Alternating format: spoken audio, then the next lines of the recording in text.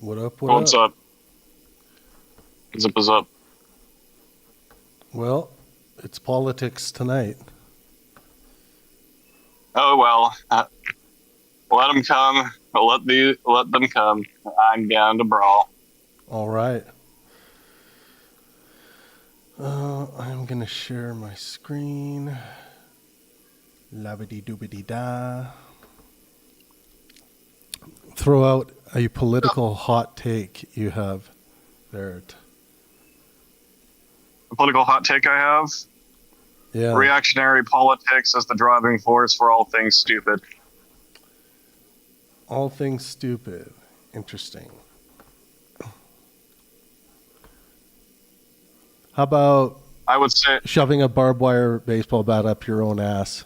Can we really blame reactionary politics for that? we can. So like Fantastic. how I'll blame reactionary politics for that is that like the fact that I was dumb enough to shove a barbed wire baseball bat up my ass was because they underfunded school education because Correct. they were too dumb to realize they were listening to reactionary politics. Now we're talking. Now we are talking.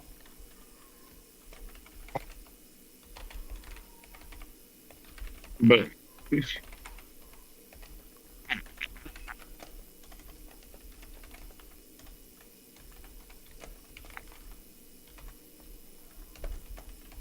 so, what are the main political topics that are going to be talked about here? Oh, we can talk about anything.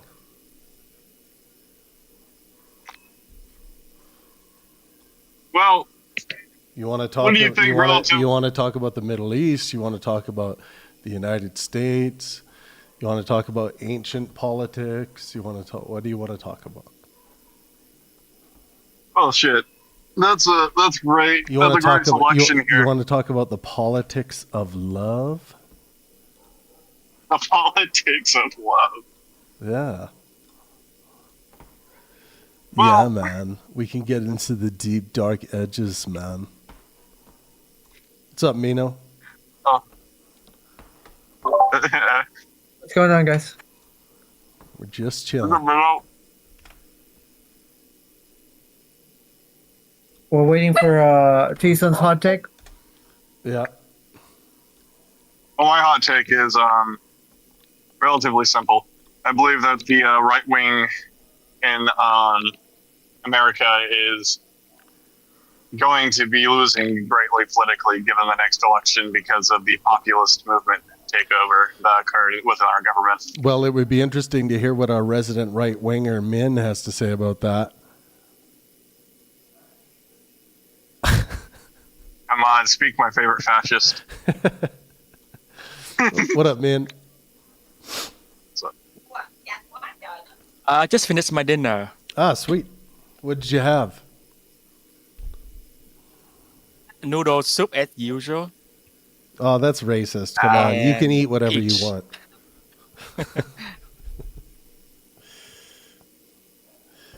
Did you say in peach? well. What do we have Peach. here? Min, did you vote in the last election in the U.S.? Yeah, I did. Who'd Who'd you you vote vote? for? Who'd you vote for? For Trump. Oh my God! Kill him! Ah! Would you vote for him again? Say that again, Tyson. Would you vote for him again if you were to run again? Probably not. Hell yeah. Good. Why? Why wouldn't you vote for him again? Well, I mean, I think he has relatively good intention, but he's not very effective in his execution of his plan. What are some of the good intentions you think he has? Well, I think he tried to stabilize the Middle East. Right. He tried to make economy better for us here, and he tried to keep America safe Right. when he deal with the drugs dealers stuff from Venezuela. Right. So you're saying like kind of like those those goals seem to be decent. The intentionality, good in some cases, but you're not a fan of the execution of those policies, or are you a fan? I would say that he's not very effective as executing those plans. Right. What do you think about him, just based on your ethical standards? Min's what a good person, what the good life looks like, what a good person looks like to Min. Does Donald Trump meet that criteria, and remind us what that criteria is, or point out where Donald Trump's failing, you know?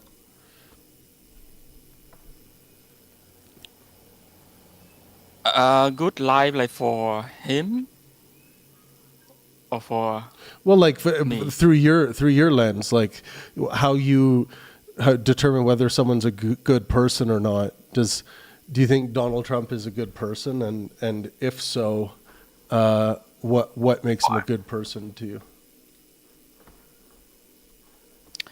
Well, I would say that in terms of family, he's pretty good at it.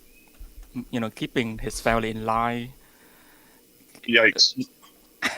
That's how I see it. Yeah. His kids since get along each other, and his Okay. marriage seems to be pretty good. So Okay. Would you say paying your workers is a moral thing to do, man?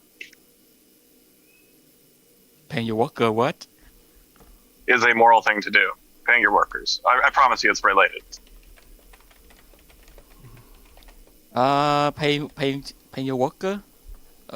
Yeah, I guess in this system that we're living in, that's fine.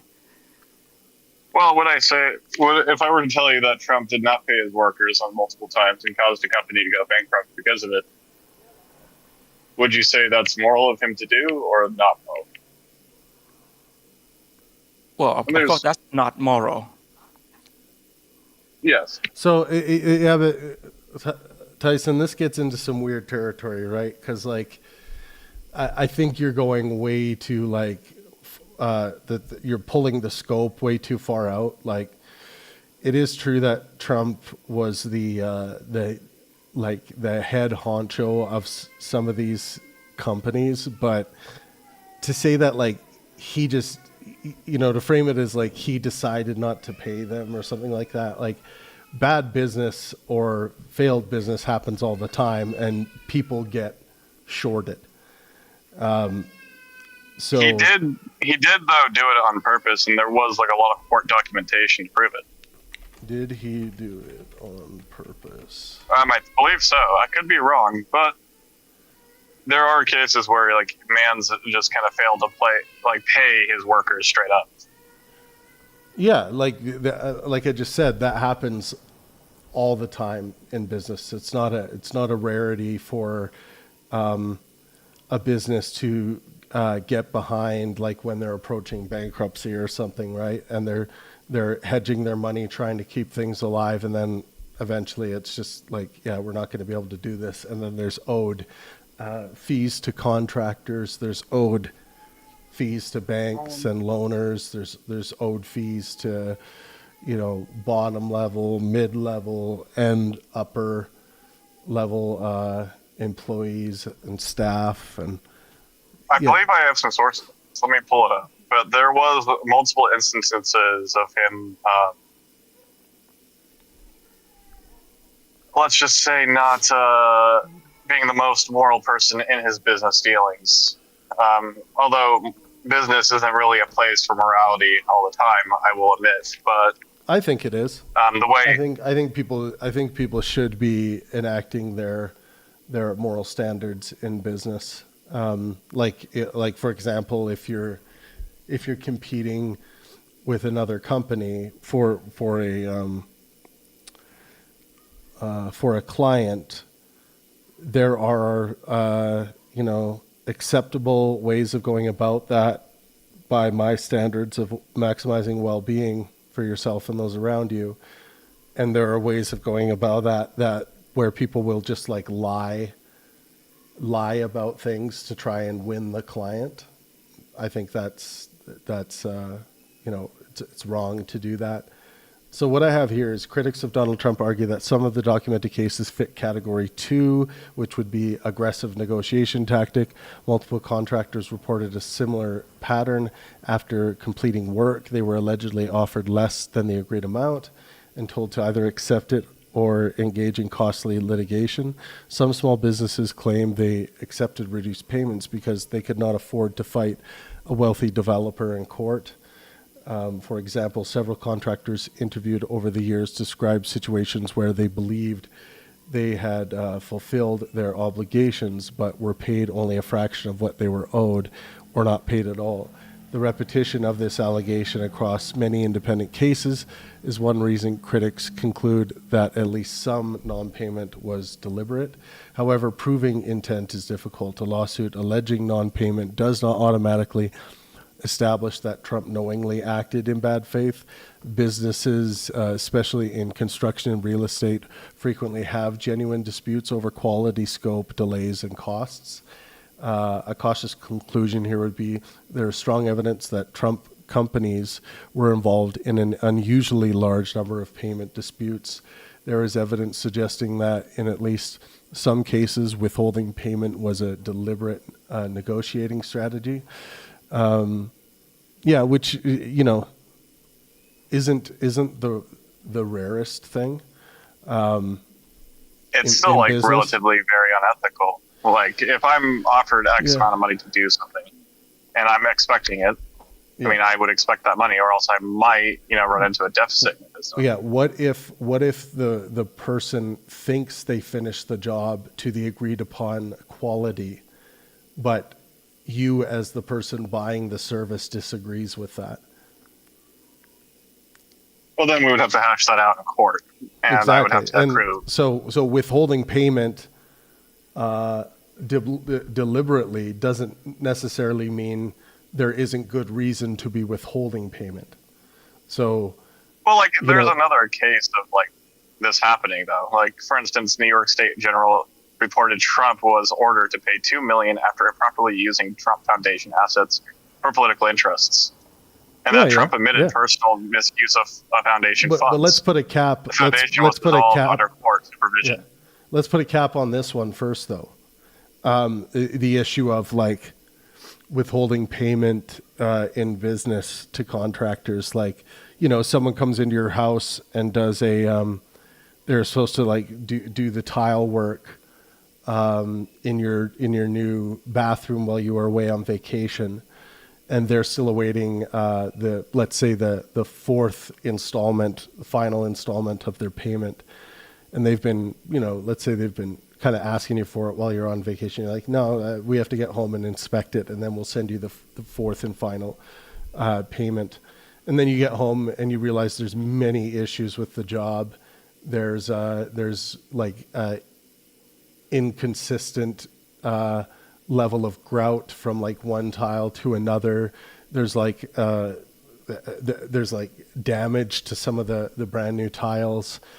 So what I'm saying is that in business, it is not rare at all for agreed upon contracts to have some disputes relating to whether or not the job was done to completion based on the standards of what was set out in the contract. So it's it's not at all black and white. Contracts, a lot of people who haven't had business experience, I'm not saying this is you, but think that like once you get a signed contract, that it's like a black and white stamp that everything is guaranteed involved with this thing. This never happens in big business. Never happens. There's all of that stuff I was talking about. Like there's often disputes about, sometimes minor things, other times major things. And the best thing to do,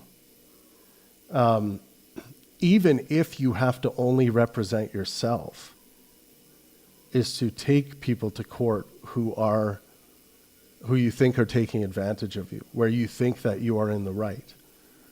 even if like you can find pro bono lawyers like in cases like this where Trump is supposedly, or Trump companies we should say, because Trump is different than Trump companies, but you know, Trump companies are saying like, we're not going to pay this, you're either going to take this amount for X reasons or we can fight it out in court. Those companies, there's really if you are actually in the right, collecting damages from, you know, a billionaire fund is like, that can be easy pickings if you are in the right. So you'd want to shop your case out, you know, send a few bulk emails out to people that take on pro bono business work. It's like it's not hard to do. Anyone who can use it gets bad though when there's like, sorry, anyone who can use the internet can find a pro bono lawyer to litigate against Donald Trump. That's true, but like it gets bad when there's at least like 3,500 official complaints involving failure to pay employees, contractors, and other business affiliates. But then on top of that, the just sheer amount of subcontractors, regarding the Taj Mahal example, yeah, 253 subcontractors unpaid. Yeah, the number itself, like if we're trying to do a high resolution examination of this, the number itself shouldn't be viewed as relevant, in my opinion. We'd want to look at the actual details of some of, let's say, the cases where there's, let's say, direct evidence of just like financial bullying by Trump on contractors. Like, I think it's better to move towards specificity and not just like get angry at a number, right? Because also the comparable, like I would want to know, like, for example, another developer, like I don't know, pick a developer, pick a real estate agency like Remax or something like that. It's like, how many disputes do they have annually? And then we could compare that to how, you know, Trump companies compare. Like, this is the kind of analysis that matters. Just the number in and of itself without any comparable is, I think, irrelevant. But. Well, I think it's, I mean, to me, like, a good, like, it doesn't stack well for your business or the public perception of your business to any contractor if, you know, there are vast amounts of, like when Trump goes out and pays for a contractor, I don't think he's taking the most shady deals under the table when it comes to, like, the most cheapest contractor out there. Trump's not doing that, right, Tyson? Trump's not going out and finding contractors. No, it's it's his business associates, the ones that are the staff. ones hiring for him, right? Yeah, these are staff members. Like, there's, you know, how many employees are. But if I run a business, I want to make sure my people are being paid or paying the people that need to be paid. Yeah, but again, that's a platitude that once we dive deeper into the what the disputes are about, that's why business litigation exists, right? So if there's it's not, I think you're treating it like a black and white issue, like it just automatically is a maxim. I got to make sure contractors get paid. Well, if the contractor fucks up a building or fucks up a job, and it's going to cost you $100,000 to fix it, and that's your own money, you're going to give a fuck about, you know, you're not going to pay them, right? Well, oftentimes businesses will, like, eat deficits because of that, or employees or workers are going to be fired because of it. And, well, I think oftentimes, if I'm not wrong or mistaken, that contractors oftentimes will be very cautious in their work because of it. It's I don't think like 253 contractors he hires are all subsequently fucking up. Well, and again, the fact that he's already paid on a good amount of these deport deals do point to underpaid work. Yeah. you need to bring up a strong case, is what I'm saying, Tyson. Because if you I keep did the pointing, Taj Mahal. if you keep, yeah, we can talk about the Taj Mahal in detail. Fine, we can talk about that. But we need to talk about it in detail. It's not enough to mention Taj Mahal and the numbers. We need to know the details of the disputes. Like, let's get specific. Okay, let's dive into an article then. Yeah, we can dive into the Taj Mahal issue. Vanity Fair, for instance, Taj Mahal subcontractors huge unpaid contractor example Yep. from 1990s Casino Commission. Let's look into it. Yeah, I'm going to pull it up here too.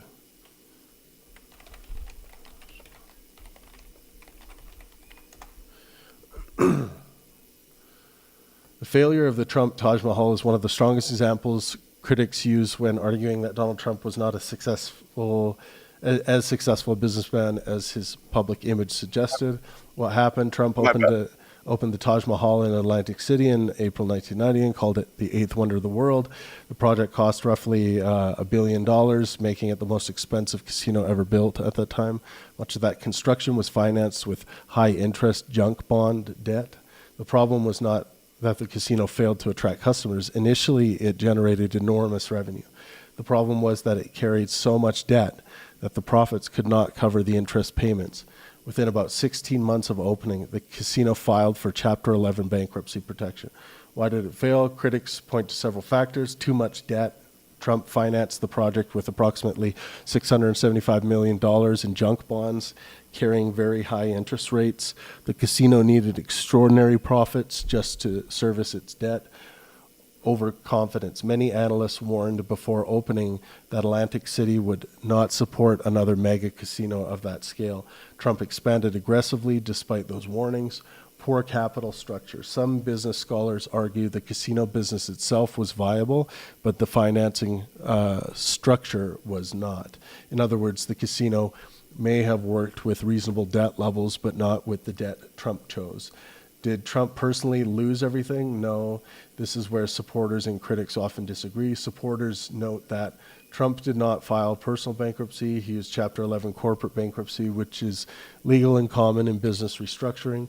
He negotiated with creditors and kept portions of his empire intact. Critics respond that bondholders, investors, and some creditors absorbed major losses. Trump ceded substantial ownership of the casino to creditors. The bankruptcy reflected a business strategy that shifted risk onto lenders and investors. Was the Taj Mahal a failure by conventional business standards? Yes. But the thing I want to know is, let's dive into the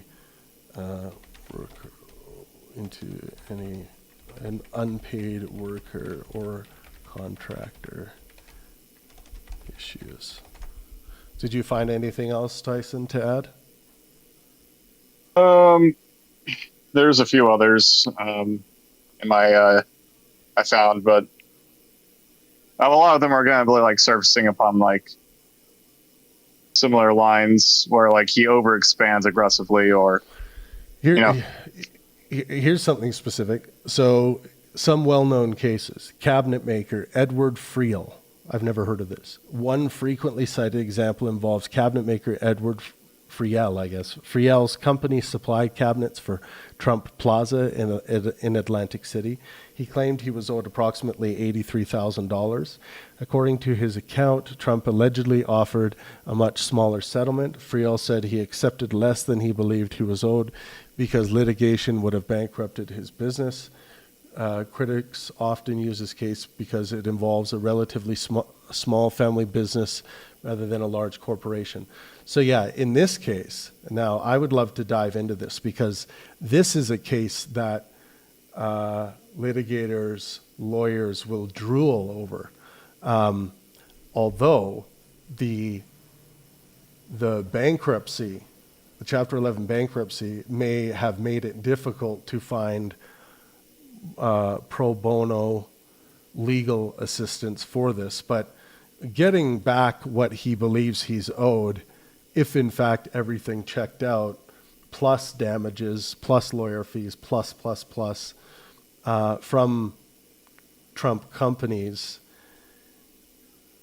shouldn't have been very difficult. And again, this could have been done pro bono. In Atlantic City, I'm sure we could find like 1,000 pro bono lawyers that would take this case right now. So yeah, it's strange that, Strongest historical case that is found is the Polish demolition workers. Yeah, I see this here. Yeah. Yeah. It's a different type of case. So workers involved in demolition work connected to the future Trump Tower project alleged labor violations and underpayment. After years of litigation, the case ended in a settlement. The case is often cited by critics because it involves allegations about labor practices rather than merely contractual disputes. What about actual employees? The evidence is weaker that Trump routinely failed to pay ordinary employees. The most publicized employee-related case involved personal driver overtime lawsuit. So Trump's longtime driver sued, alleging thousands of hours of unpaid overtime, benefits reductions, and wage issues. The case was settled before trial. A settlement is not an admission of wrongdoing, but it means the factual allegations were never fully adjudicated. How unusual was this? This is where reasonable people disagree. Argument that it was unusual. A USA Today investigation found dozens of lawsuits involving alleged non-payment by Trump businesses. Critics argue that most developers do not accumulate that many public complaints from small contractors. I want to test that claim and see what they're testing it against. Argument that it was normal. Supporters point out that Trump built hotels, casinos, golf courses, and skyscrapers for decades. Tens of thousands of contracts were executed. Even a small dispute rate would generate many lawsuits over that scale of activity. Yeah, I tend to agree with that. The strongest evidence against Trump is not any single lawsuit. Rather, it is the reoccurring testimony from unrelated contractors who describe a similar experience. Work completed, payment disputed, reduced settlement offered, contractor lacked resources to fight. Yeah, that part is weird because we can look at so many thousands upon thousands of cases where a contractor who feels like they're being fucked over by a large conglomerate goes out and gets a pro bono lawyer, and they win $1 million, like from a massive company that just $1 million hit or loss, isn't really going to hurt them. Strongest defense is. There's a lot of allegations and not a lot of concrete details. But. I'd say like the unethical part then of this is not necessarily he didn't pay his workers, because it's really easy to maybe not pay one or two contractors because of a lawsuit. What I'm going to say though is it's very unethical to expand your operations on very high risk debt and then proceed to take on the largest casino or the most expensive casino of its time. It ended up being a bad bet, of course. And it looks like there were some reasonable arguments against why this is done. But the lenders are the ones who made the bet on Trump. So Trump wanted to do this, right? He didn't have the money to do it. The lenders, whether they're A, B, or C lenders, are the ones who flopped on this bet. Trump did too, but the people who lost the real money, it was, I don't know what the Chapter 11 settlement ended up being, but it was a $1.1 billion project. So I don't know how they sliced up that pie exactly after, but. Yeah, it's not say like all Trump. Of them are, it's not like Trump. There's no evidence that like Trump victimized money lenders. They took a risk, and very often when you take the casino risk, it pays off tenfold. So these people wanted to be be and I'll look to see who the main lenders were, but they wanted to be. They just did it in the dumbest way possible. High interest, very high interest. Well, it's the you know the who I'm interested to know who held the most liability. So who most money for Taj? Hello everyone. We are doing just politics in general tonight, but we started talking about Trump's business dealings, some of the allegations against Trump companies. We are we are live on our new live channel. If you guys, just to help out the new channel, if you guys could have the live stream open but muted, that would be awesome. I put the link in the chat there. It just helps build the new live stream channel. But yeah, whatever anyone wants to talk about, if you have a political topic, we should talk about it. One more thing on the Taj Mahal. I just wanted to know where the majority of the money for the Taj Mahal project came from. So the key players were Drexel, Burnham, Lambert. There's a beetle flying around in my office. Somebody is talking into their mic. That might be Tyson or Min. It ain't me. Oh, okay. So Drexel, Burnham, Lambert, the investment bank that arranged and sold the junk bonds to investors. Drexel was the dominant junk bond firm of the 1980s and was closely associated with financier Michael Milken. Thousands of institutional and individual bondholders who purchased the bonds. These investors collectively became the casino's largest creditors. After the casino ran into trouble, one of the largest individual bondholders was Carl Icahn, who played a significant role in restructuring negotiations. An interesting point is that when Taj Mahal entered bankruptcy, the bondholders ended up receiving 50% ownership of the casino in exchange for reducing the debt burden. In other words, the people who had effectively financed the casino became major owners because the original financing structure was unsustainable. One reason the Taj Mahal is studied in business schools is that it demonstrates this distinction between a business that fails because nobody wants the product, a business that and a business that fails because it is financed with too much debt. Yeah, no kidding. Interesting. Yeah, this kind of points to the contrary of Trump being the greatest business dealer in the world. The art of the deal, man. Yeah, I mean, like, you don't have to go further than just, like, how he treats people. I mean, the kind of people I want to do business with are people who seem to be trying to some degree to maximize well-being for themselves and those around them. And if I see people that showed complete disregard for other people's well-being, they're like, business is cutthroat, man. You got to kill people out there. It's like, no, I'm not. I don't want to work with people like that. I've come across people like that, especially early in. What's that? I said the most successful business people in general happen to have like a mutualism about them, where they go out and they help each other succeed. Yeah, is what I've noticed. Yeah, I mean, you can garner financial success by being like a immoral, cutthroat, anti-well-beingist. But like the question at the end of the day is like, do you think your wealth, what you've amassed, your projects, all of that was built on good, righteous grounds? And if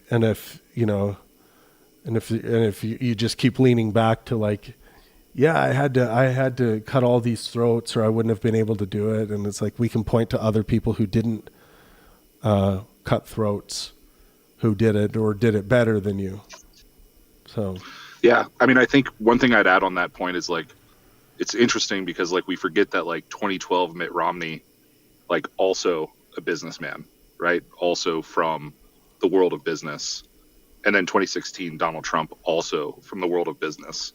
And like the controversies that were in 2012 versus the controversies of 2016 kind of showed like an interesting comparison between the two types of business that people perceive. Yeah. Yeah. Yeah, no, that's interesting. Well, I think enough about that. We've kind of milked that horse. Can I say something? Or Yeah. this is more of a. It is about Trump, but it's not about this. I want to get people's opinion on what skill or what particular attribute does Trump have, and to be fair, other people have had too, where people project things onto them. Meaning, I've met fans of Obama too, by the way. So I'm not just saying Trump, of that fans of them that will say things that the of course it's a cult of personality. I just want to know what it is that the person hasn't said, has not expressed, has not in any way, shape, or form embodied with actions, and yet when they tell you what they believe about that person, they're being sincere. They're being like, and I'll give you a specific example. Oh, Trump is going to abolish the IRS, man. He knows that we got to get rid of that. He knows that, and this is coming from one of my libertarian friends, and I'm like, why? Why do you have? I mean, I know that's what you want, but what does he have that people project stuff onto him? Yeah, I mean that happens all the time with personalities people idolize. Like you start thinking that they think the way you think about things. Like if someone says that, it's like, oh, I know Jordan Peterson would be right there with me on this issue. And it's like, well, do you have any evidence that he thinks that way about this issue? It's like, no, I've never heard him say it, but I understand the guy. So like people have these like they build these relationships. I mean, it's comical. Yeah, I laugh too. Yeah. It's comical. Yeah. No, that's Because it's as parasocial as you get.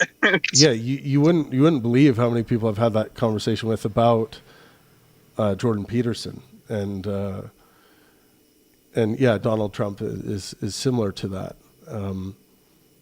It kind of it depends like what kind of like way of thinking those personalities are promoting. So it's like, yeah, I mean, if you're a Sam Harris fan and you aren't like engaging with empiricism, engaging with, science as a way of knowing, and then you say something anti-scientific and also claim to be a Sam Harris fan, and then say like, oh, I bet Sam Harris believes these vaccines are bullshit too. And then another person who's a Sam Harris fan is like, well, what are you talking about? Why do you think that? It's like, I can point to you to some like explicit, things he has said that relate directly to why scientific consensus is important and why it should be trusted and all kinds of different things. So I think people who are idolizing particular individuals are going to be more vulnerable to kind of grafting things onto them without them making these things explicit and thinking that and trying to kind of confirm their bias through this personality. Some people are just going to be much more vulnerable to that than other people. Like it's hard to see like Sam Harris fans doing that as much as you see a Trump supporter doing that, for example. I think it's also populism is like what I would say is like this is like a consequence of like populist rhetoric, right? Because if Trump's up there going like, that's what I think, that's what I think, that's what I think, then it just builds this constellation well, here's something that I think that he hasn't said. Right. And if he said all of these other things that I think that I agree with, then he probably feels this way about this too, right? The good example that people would have, the good example that I would give is like right after he became president in his first term, people kind of recoiled when he was like, yeah, I'd let Caitlyn Jenner use the bathroom at Trump Tower. Like people were like, wait, what? Huh? It's because he didn't explicitly say anything, but because he said all these other things, people believed that he believed a certain thing. Now, how he really feels, I don't know. But that was a good example to me of like people believing all these things about Trump, but finding out some of these things might not be true. Right. Yeah. What do you think, Mino, of that? Well, I that's interesting because I mean I don't disagree with that. It is the game of populism, and of course it's a feature of the politics world, and it's not a new thing. But it also I and maybe you're going to push back, Travis. I think this speaks volumes of the ethics of a politician, or just a figure of note, because an ethical person would, in my opinion, clarify when somebody projects ideas onto them, and not see like, oh, I may not want to. I may not want to be precise, because if I'm precise, I might alienate a certain section of the people that like me. Yeah. So somebody ethical would be like, no, I'm going to be precise about what I believe.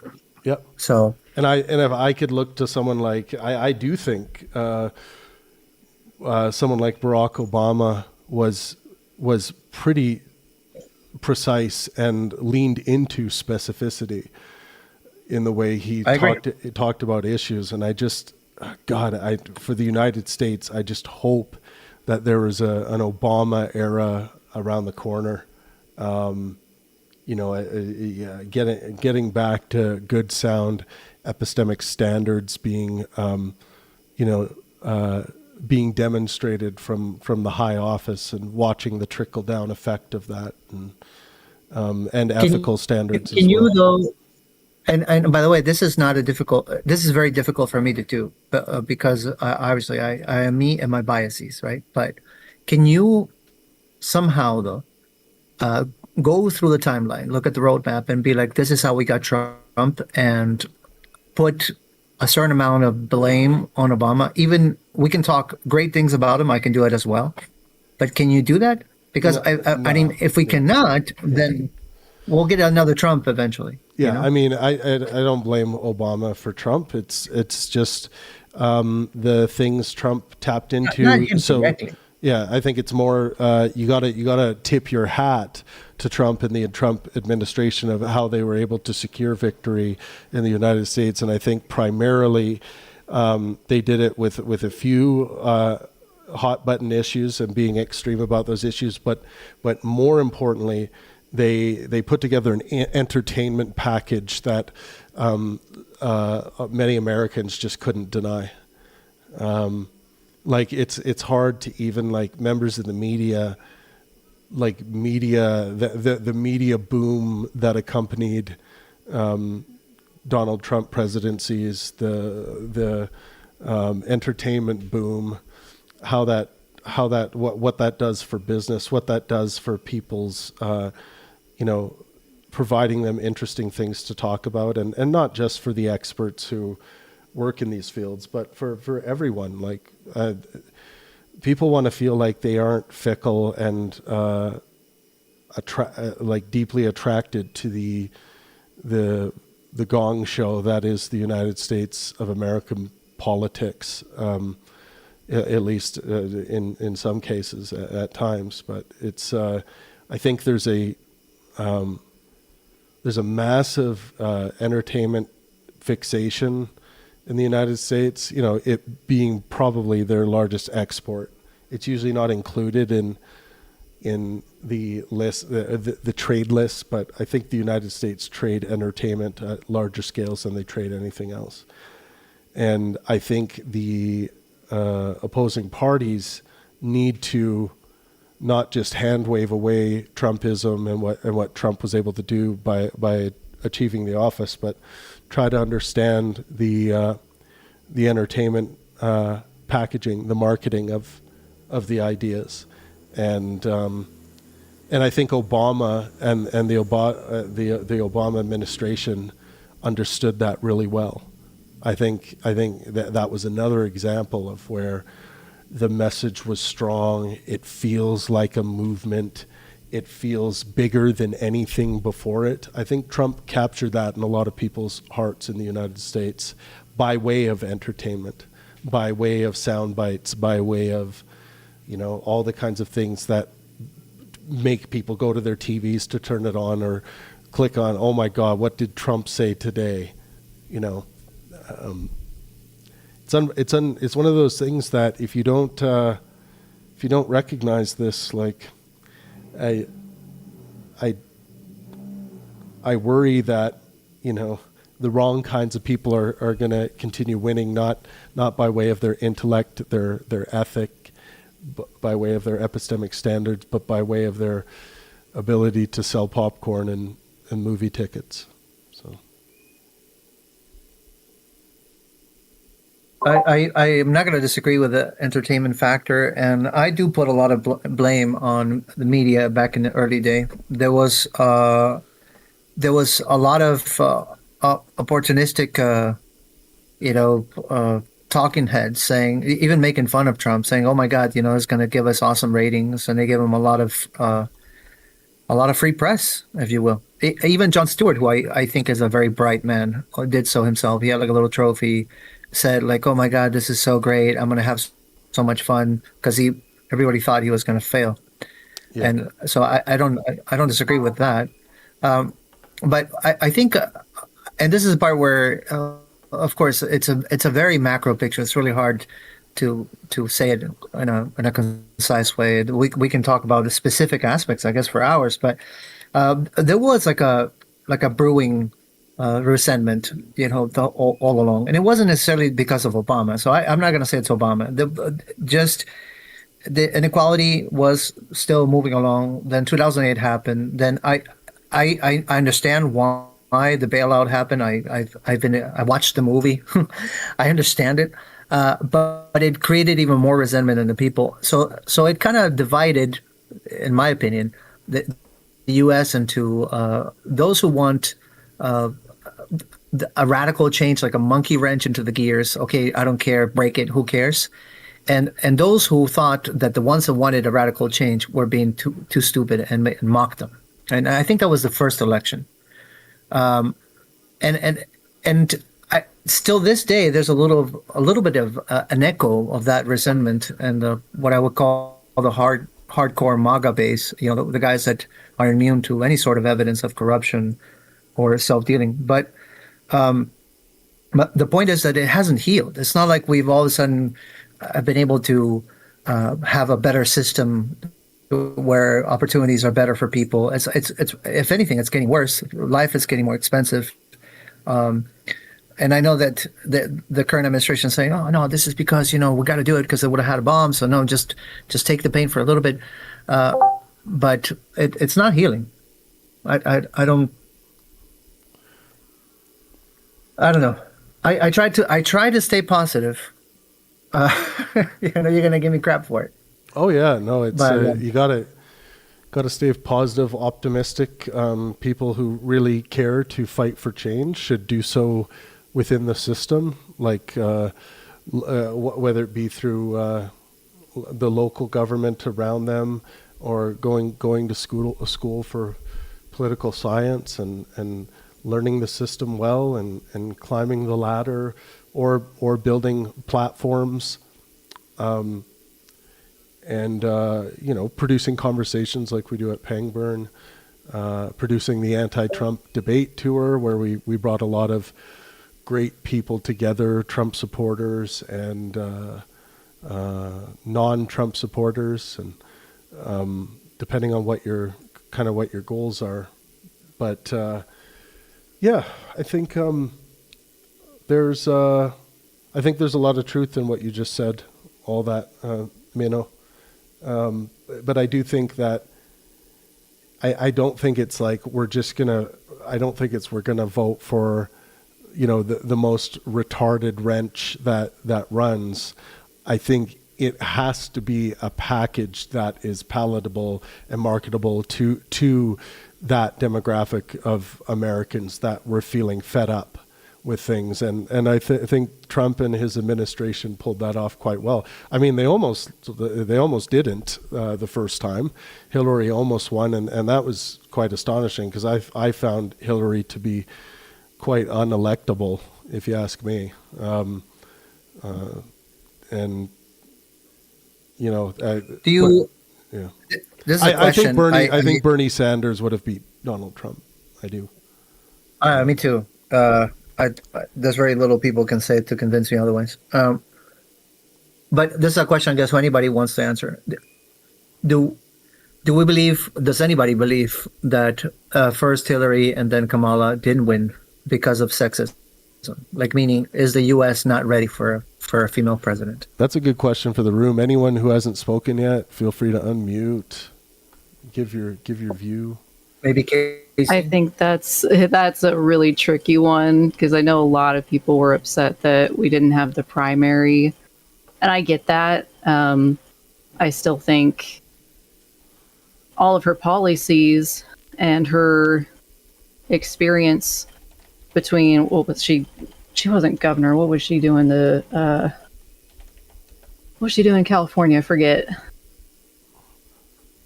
Was she like district attorney? She was a prosecutor, I think, first. Like, I think all the qualifications were there, and there were like small movements of people that because she was supporting Israel to an extent. I don't really know all of her positions on it. I know there's like kind of a divide between Democrats on whether or not to fund them on offensive measures versus defensive. But yeah, I do wonder if there's some elements of sexism in there, unfortunately. Same for when Hillary Clinton was running. She had a lot of propaganda against her, though, and just, the buttery males and lock her up and all that stuff. I mean, I kind of fell for a lot of that. That was the first election I didn't show up for, and it's the last one that I will not show up for. Yeah, that's kind of my take. Of exile.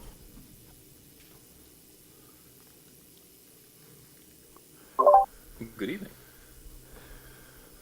I would say I can't speak for everybody, but in my experience, like I used to work at a music guys there were older, and they did have this idea. And I remember one guy saying, and I know this is extremely low resolution, but it's these people exist that women are too emotional to rule. They believed that, yeah, women are great, but, imagine, women and power in charge of the nukes. I think we can, all of us in this room are going to disagree with such a ridiculous most of the statement. wars have been started by men throughout history, so it's there's so many ways to not to like, it's just a funny position to try to argue. Yeah, it is.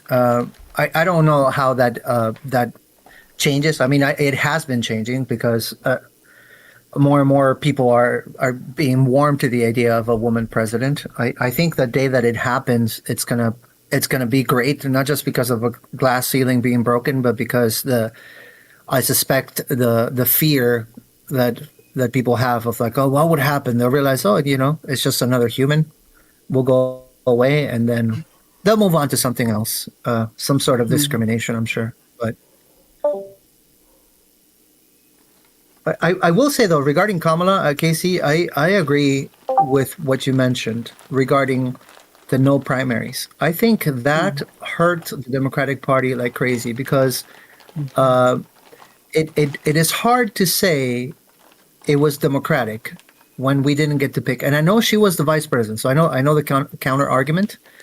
But I'm talking about the propaganda war, which it's part of politics, sadly.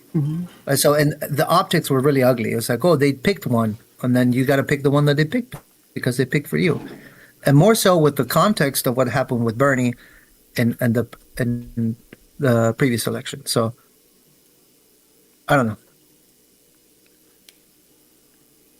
Yeah. Yeah, it really didn't set her up for winning. I thought she had a really good chance of winning, but I think she wasn't trained properly by her team as a presidential candidate, which isn't her fault. She was also like, she was thrown out there without a primary and stuff. But I thought she was going to win. I didn't want her to win. I didn't want Trump to win either, to be fair. But I was really surprised when she lost that hard. I think You like never my really input was- on it would generally just be like, I think that we kind of have these like American archetypes of like male leaders and like male presidents, and like this has been built on like 46 of them, right? And we've only had a few actual like female candidates that like Americans are like kind of we're so perception based, right? Like we just perceive like people and then we support them. That I don't think that we've found sort of like the story or like the archetype for like a woman being president that people really can get behind, right? Because like people were like, well, what did Hillary Clinton do, right? Like what was like they questioned her like reputation because they all based it on her being first lady, right? Like they like that was like a big thing, right? Like the only reason she's done anything is because she's first lady. But then like you have all these people where like Michelle Obama trends higher in some polling than Hillary Clinton ever did. And it's like, well, that doesn't really make sense. That doesn't make sense either. She was the Secretary of State, by the way, so she did do. I know. Well, Yeah, she also has extensive law experience. Like, 100%. it's crazy her background. Yeah. Totally agree. And she gets reduced to being Bill Clinton's wife, right? And a likable president's wife. Like that's what I saw a lot of. And that just kind of fomented this dislike of her. But like then on the other hand, we have like Michelle Obama that people generally like. And then on the other hand, we had like Sarah Palin that people were like, she's kind of dumb, but you know, she's like likable. And then we had like Kamala Harris, right? Like these are kind of like the big like figures that have had, and I think there just hasn't been somebody who's kind of like threaded the needle that people can kind of get behind, because we've had women in politics, in meaningfully in politics, in powerful positions within politics for 30 years now, but yet somehow that formula just has not really gotten right on either side, right? I feel like people would have been happy to coalesce behind Elizabeth Warren if it weren't for the votes being divided between her and Bernie Sanders, them having a very similar platform. I think if either of them had won the primary, all the I don't know. I thought she was kind of outrageous. Yeah, but to your point, I think that there are like a lot of. I just like for the right, I think of like how Condoleezza Rice was viewed, right? Here's somebody who really demographically should not have gotten the amount of respect that she did from the base. But then when it kind of came time to go, well, what is she doing next? She kind of stepped away because I think she's smart. She understood where like politics was headed. It's a weird thing. It's a weird thing that like the female president thing has not happened yet, because it's basically just been there, you know? And I think to speak on the Kamala thing, I think that what happened with Kamala is that we had 8 years with Biden as president, and during those 8 years, Biden was kind of cultivated into like this sort of fun, trustworthy, but wise, you know, vice president that like people really did like. Wasn't it 4? No, I mean Barack Obama was a 2-term president. So Wait, what was Biden? Did Biden do 2 terms? Am I going crazy here? Did I forget something? I'm pretty sure he did 2 terms. Nope. Biden was a 1-term. Yeah, no, he did. He did 1 term. I mean, he did pretty another sure he term with nearly Obama died. as vice president. Yeah, that's what he said as a VP. He was vice Three president. terms, though. Yeah, sorry. Got you. My bad. So we had I misunderstood you. You're good. So we had Biden as vice president, being this likable person for 8 years that ultimately he generated a lot of goodwill, right? People really liked him, right? And I would say that's a big thing that pushed him towards victory in 2020, right? Was like a lot of trust. Really? I Oh, think I yeah. think it was more of a hatred towards Trump, honestly. Like the entire Biden campaign, I feel like focused on the negatives of Trump rather than the positives of Biden. At least that was my understanding of. We all get slightly different propaganda too, but So when you look at like the exit polling of like how people felt about Biden versus Trump, they ultimately kind of viewed them as being similarly trustworthy in a lot of spaces. Where the differences really came out was in characterological evaluations between the two of them. Biden was just way more trustworthy.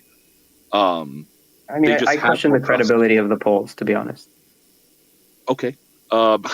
So anyways, you had these 8 years where like Biden, this is just how I view it. You had these 8 years with Biden kind of cultivating this image of like success, and just trust and just being likable and everything like that. I think they tried to do the exact same thing with Kamala, but then they also tried to shoehorn in a lot of other imagery with her that ultimately it just inflated her into more than what she is. Which what she is an accomplished, politician, an accomplished prosecutor, like all these things, but it got inflated into like so much more that yeah, I really do feel for her in the way that I think that she was set up for failure in a lot of ways. Yeah, For the Biden, 2024 election. like Biden had 50 years in the Senate too, though. So like like we've had 50 years of Biden. Well, I mean, I think from a national spotlight perspective, I don't think people really knew Joe Biden Yeah. on like a first name basis until the Obama presidency. I would I don't know disagree if with that's you. true. I Yeah, think I'm pretty sure No, you're he's- wrong about that. I think yeah, you're he's- aging yourself there, honestly. I would concur with him on that. No, I think he's been a well, fixture because y'all are in younger. Congress. Yeah, I or think in- I think this is you guys like it depends on how old you guys are. Like how old were you when Biden was in the Senate? Well, Yeah, 'cause I think it goes. Biden, like he ran like when the hearings for like when Clarence Thomas was like in Yeah, I've seen those videos. Yeah, Biden's a big dude. yeah he's He's got a lot of political clout. yeah and I think if you're remotely interested in politics, you know who Joe Biden was like 20 years ago, but like for the general populace, No, like right? 40 years ago. Yeah. Right, like he's been a big thing. If you're remotely interested in politics, you know who Joe Biden is. But like for most people, they don't know the big names in the Senate, right? Like if you ask people nowadays, they still don't Probably know. true. Yeah, I think people used to know more back then, to be honest, though. But Yeah, I guess I agree with you. But yeah, no, I think like people, I think Joe Biden developed a lot of. Joe Biden's vice presidency was probably like the perfect blueprint, like the perfect modern blueprint for a presidential for a future presidential run.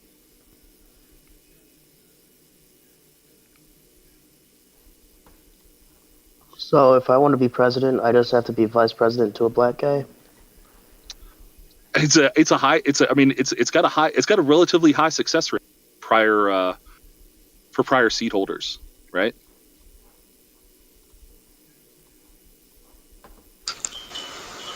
So, ironically, there's Kamala Harris. She actually kind of misrepresented black people, if that makes any sense. Like, she said that she was going to put, or she did put, collard greens in her bathtub, and that's just wrong. No one would do that. You know, she's like, okay, collard greens, that's soul food, right? But you don't put them in the bathtub to wash them. I guess I don't know what you're talking about. I'm pretty ignorant about this. Black either. There have been a lot of like on that side, on the Democrat side, there have been like a lot of missteps as it relates to like stating things about black people that like always kind of come off as like bad, right? I think about like Hillary Clinton and the hot sauce comment. I think about Joe Biden with, if you don't vote for me, you're not black, or something like that is what he said. And then I think Kamala Harris, something like that. The flip side of that is that like I think that when like Obama talked about his lived experiences, I think that he was pretty like honest in a lot of ways, right? Like I think about in the ways that he talked in the campaign trail about Yeah, he just had his way more mom, style. about He, his he was mom. genuine. Yeah, Yeah, I think he had a story that people may felt not as be able fake. to relate to, but people had a degree of like respect for, right? Totally. Like Kamala Harris was like a high performing student, like was just like she was born into a great family, like and they held her to high standard. She was she had, for as good as she You know, was, she in many ways that made her unrelatable. And so when she would be like, when I was studying at Howard, I listened to Tupac. And it's like, but the years that you were at Howard, there was no Tupac albums released. It's these kinds of things where like, if she shared the honest truth in a lot of ways, it would make her unrelatable, because she'd be like, I studied my ass off at Howard because my parents were this way. Like I did this, like it's a tough, yeah, I think it's a that tough that plays spot a for role. But like I her to think be what in. you were saying before about like the archetype of women being leaders, I think it stems more than just like recent female politicians. I think it goes everywhere. I think it's about how everyone in the country views their mother, how they view their sister. Mm. Because I feel like that in a way, when you think of electing a woman, you think of electing like it's about the women you know, right? Like what women do you know? Would you kind of elect these type of people? And what sort of sentiment do you have towards the women in your life? And I don't know, like I'm Argentinian. There's been like, Mhm. I mean, it's not just from Argentina, right? Like I think the entire world has had like a good section of like female representation in leadership, not like as Yeah. much as men, obviously, but like they're far more nuanced than the United States in the sense that they've never had one. And I view the different relationships people have in those countries with their mother, with their with their wife, and it's different if you think about it. Like women play a different role in South America than they do in North America. I strongly feel that, and that's like I don't know how to change that. That's just like a cultural thing. How do you make a country view women differently? Well, I mean, in a sense, what they view is built on the pressures of the environment that they lived in, and so it's a very like hand me down sort of a thing, like you kind of have what your history left you, and it's really hard to change an entire country's perspective about women. I think it's a deep problem that isn't easily addressed. But yeah, I ranted.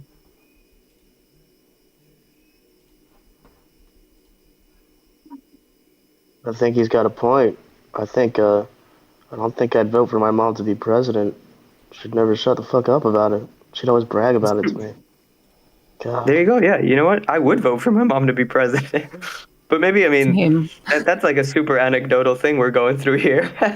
Yeah. My dad's like the opposite. My dad would be the one just like, I did it all day, all day. We're going to talk about it all day. Actually, no, that would be awesome because then my stepdad would be first man and he would hate it, and that would be fucking awesome to see that. There you go. I'm going to vote for your mom this next election, CJ. I'll write her in. Should make a movement for it. Grassroots for CJ's mom. Started here today, guys.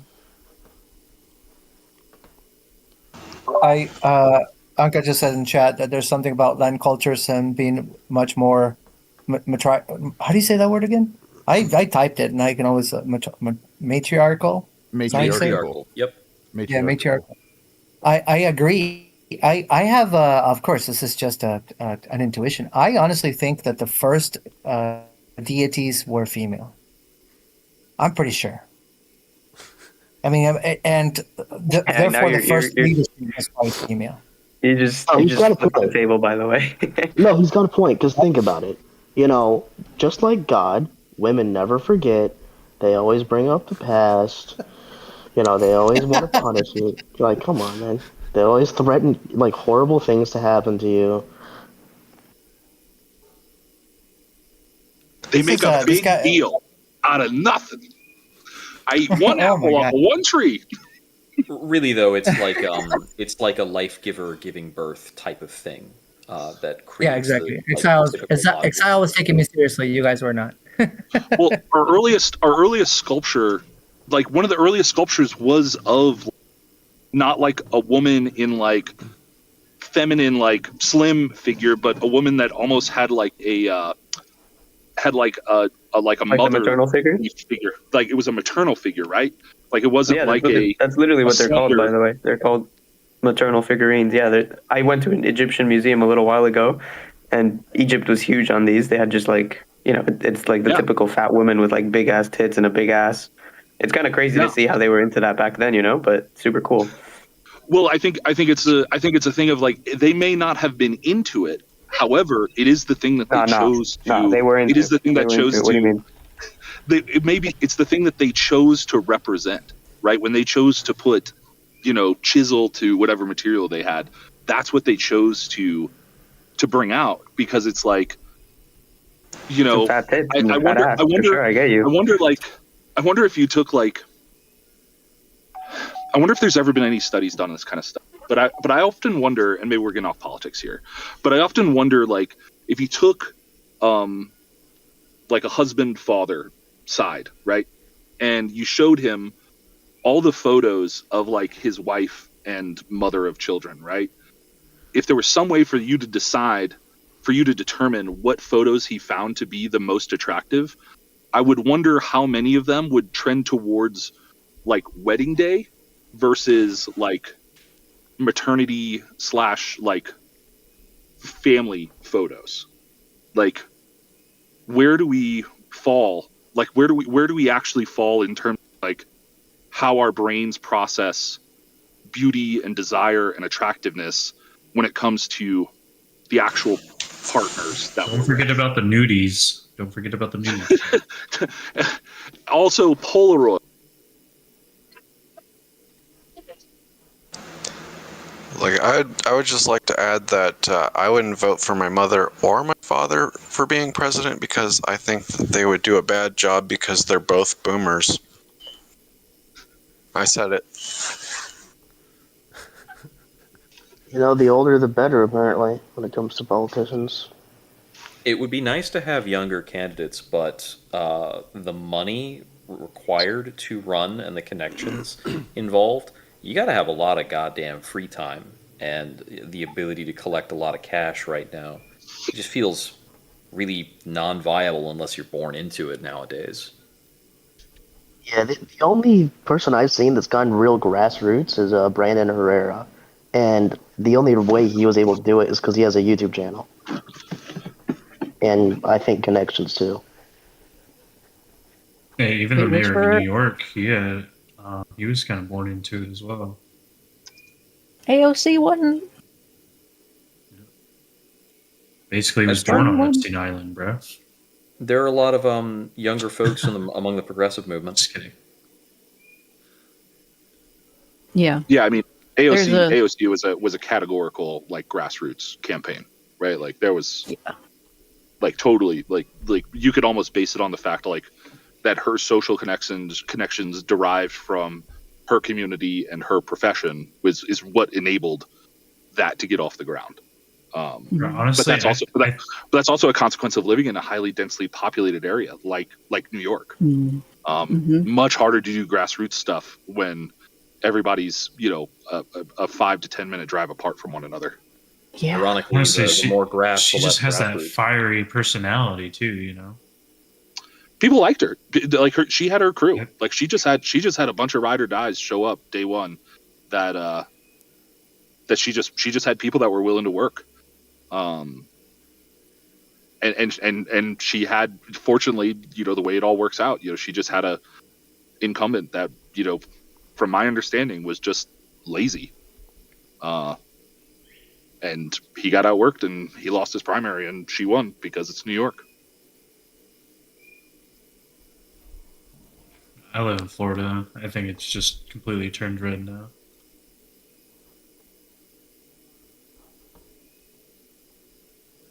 Well, Kind of also it did sucks. help Yeah, Brandon's since Trump, it's opponent. pretty been red.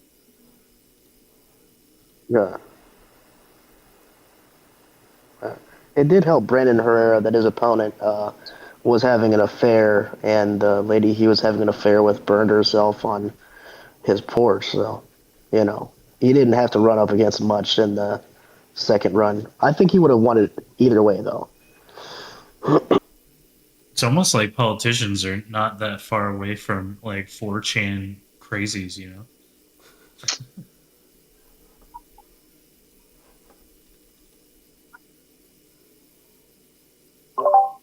I think it takes a special kind of person to be a politician because you either have to be somebody who is deeply committed to the well-being of somebody at your own expense because it's always going to be very taxing on you. That's why they say that being the president of the U.S. ages you by 20 years, as demonstrated by the pictures of Obama.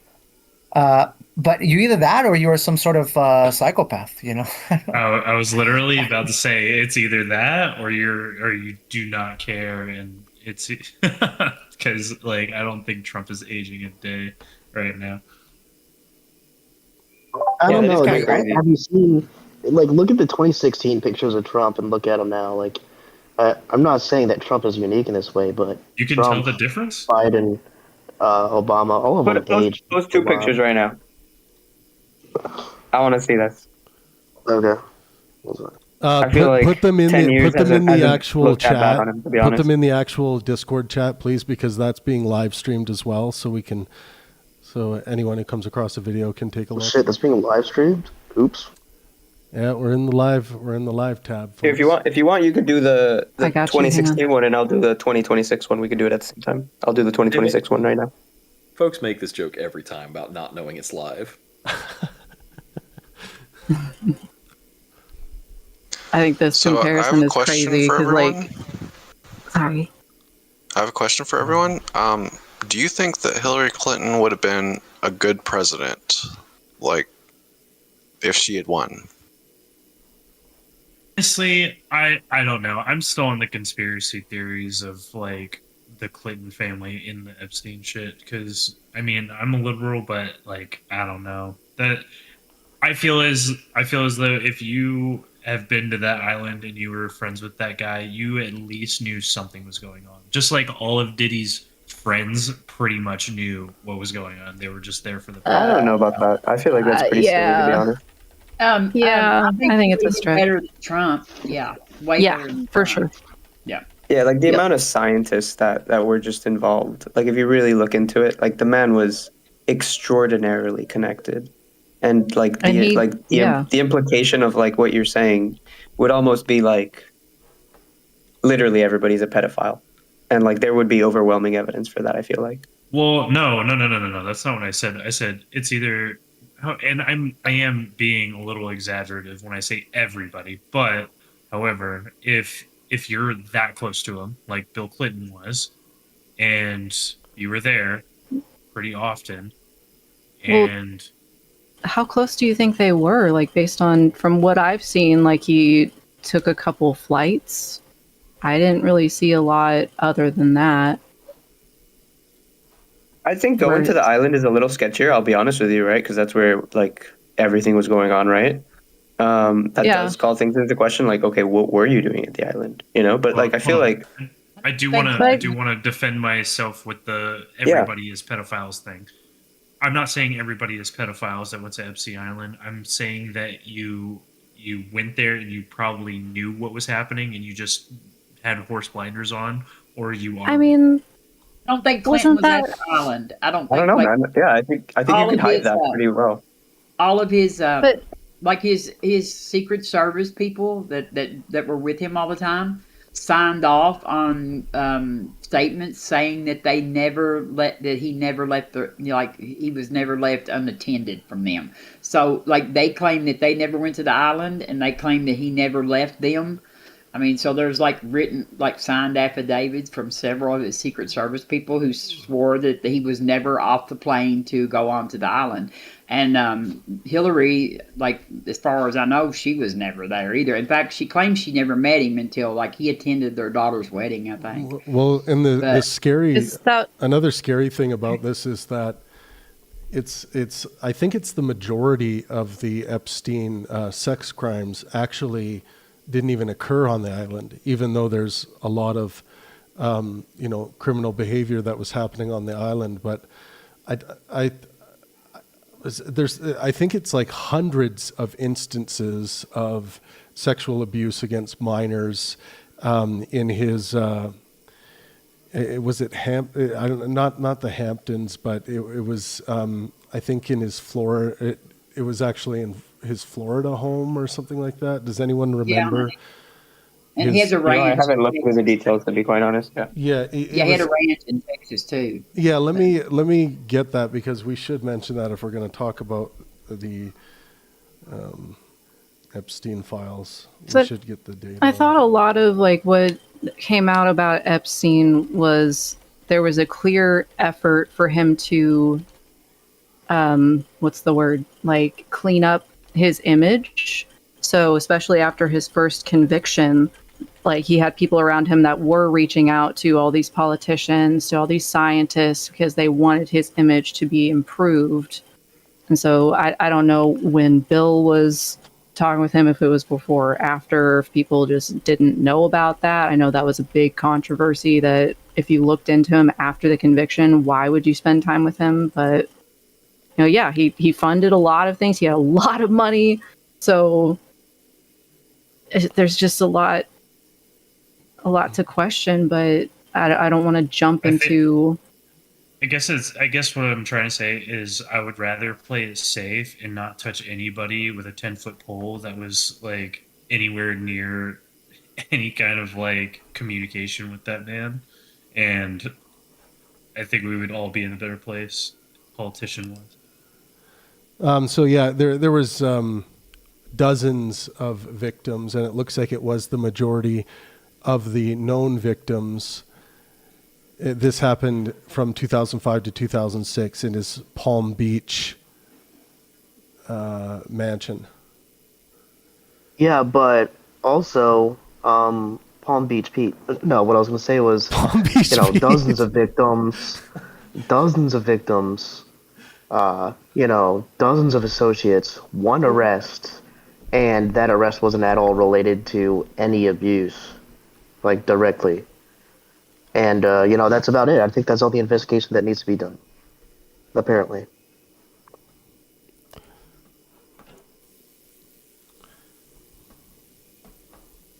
I posted the 2026 picture. To me, he looks the same. I'm not going to lie to you. He looks better than I do right now. Like, he didn't age a fucking day in those 10 years. He looks decent in that picture, but... I think he looks a lot older, and he's like so much less coherent. Adrenochrome. The one case he sent, he's downlit, and he looks like 90. Yeah, I will say, Yeah, he does, that was he after. does speak a lot like more, a lot worse than he did in 2016. 2016, he was actually a lot better at forming sentences. Now he's pretty much like essentially like the Sleepy Joe comment. Except it's Sleepy Trump now. Yeah, I've got a wild sound clip of him if you guys don't mind me hitting it, because like when I first heard it, the idea that he's throwing out all these accusations against other people and sounds like this. Like, Trav, do you mind if I use the soundboard? No, yeah, that's fine. Yeah. All right, here.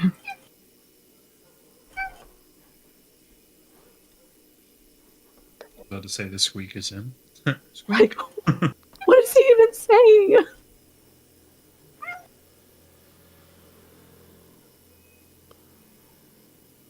I'm not sure it's coming Did through. you if you're play already it? playing it? Yeah, I didn't hear it. Yeah. All Oh, I hear is yeah. a squeak. I can just keep hearing it like a squeak. Oh, that's why. Okay, Yeah. I didn't have it set up. Okay. Here you go. Let me know if this comes through. Just this week, it was reported that an illegal and you just look at this, what's happening.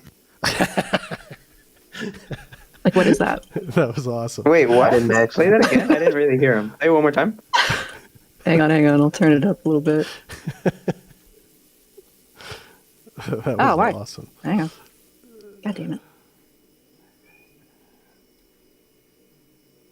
Sorry, here. Just this week, it was reported that an illegal ad, and you just look at this, what's happening.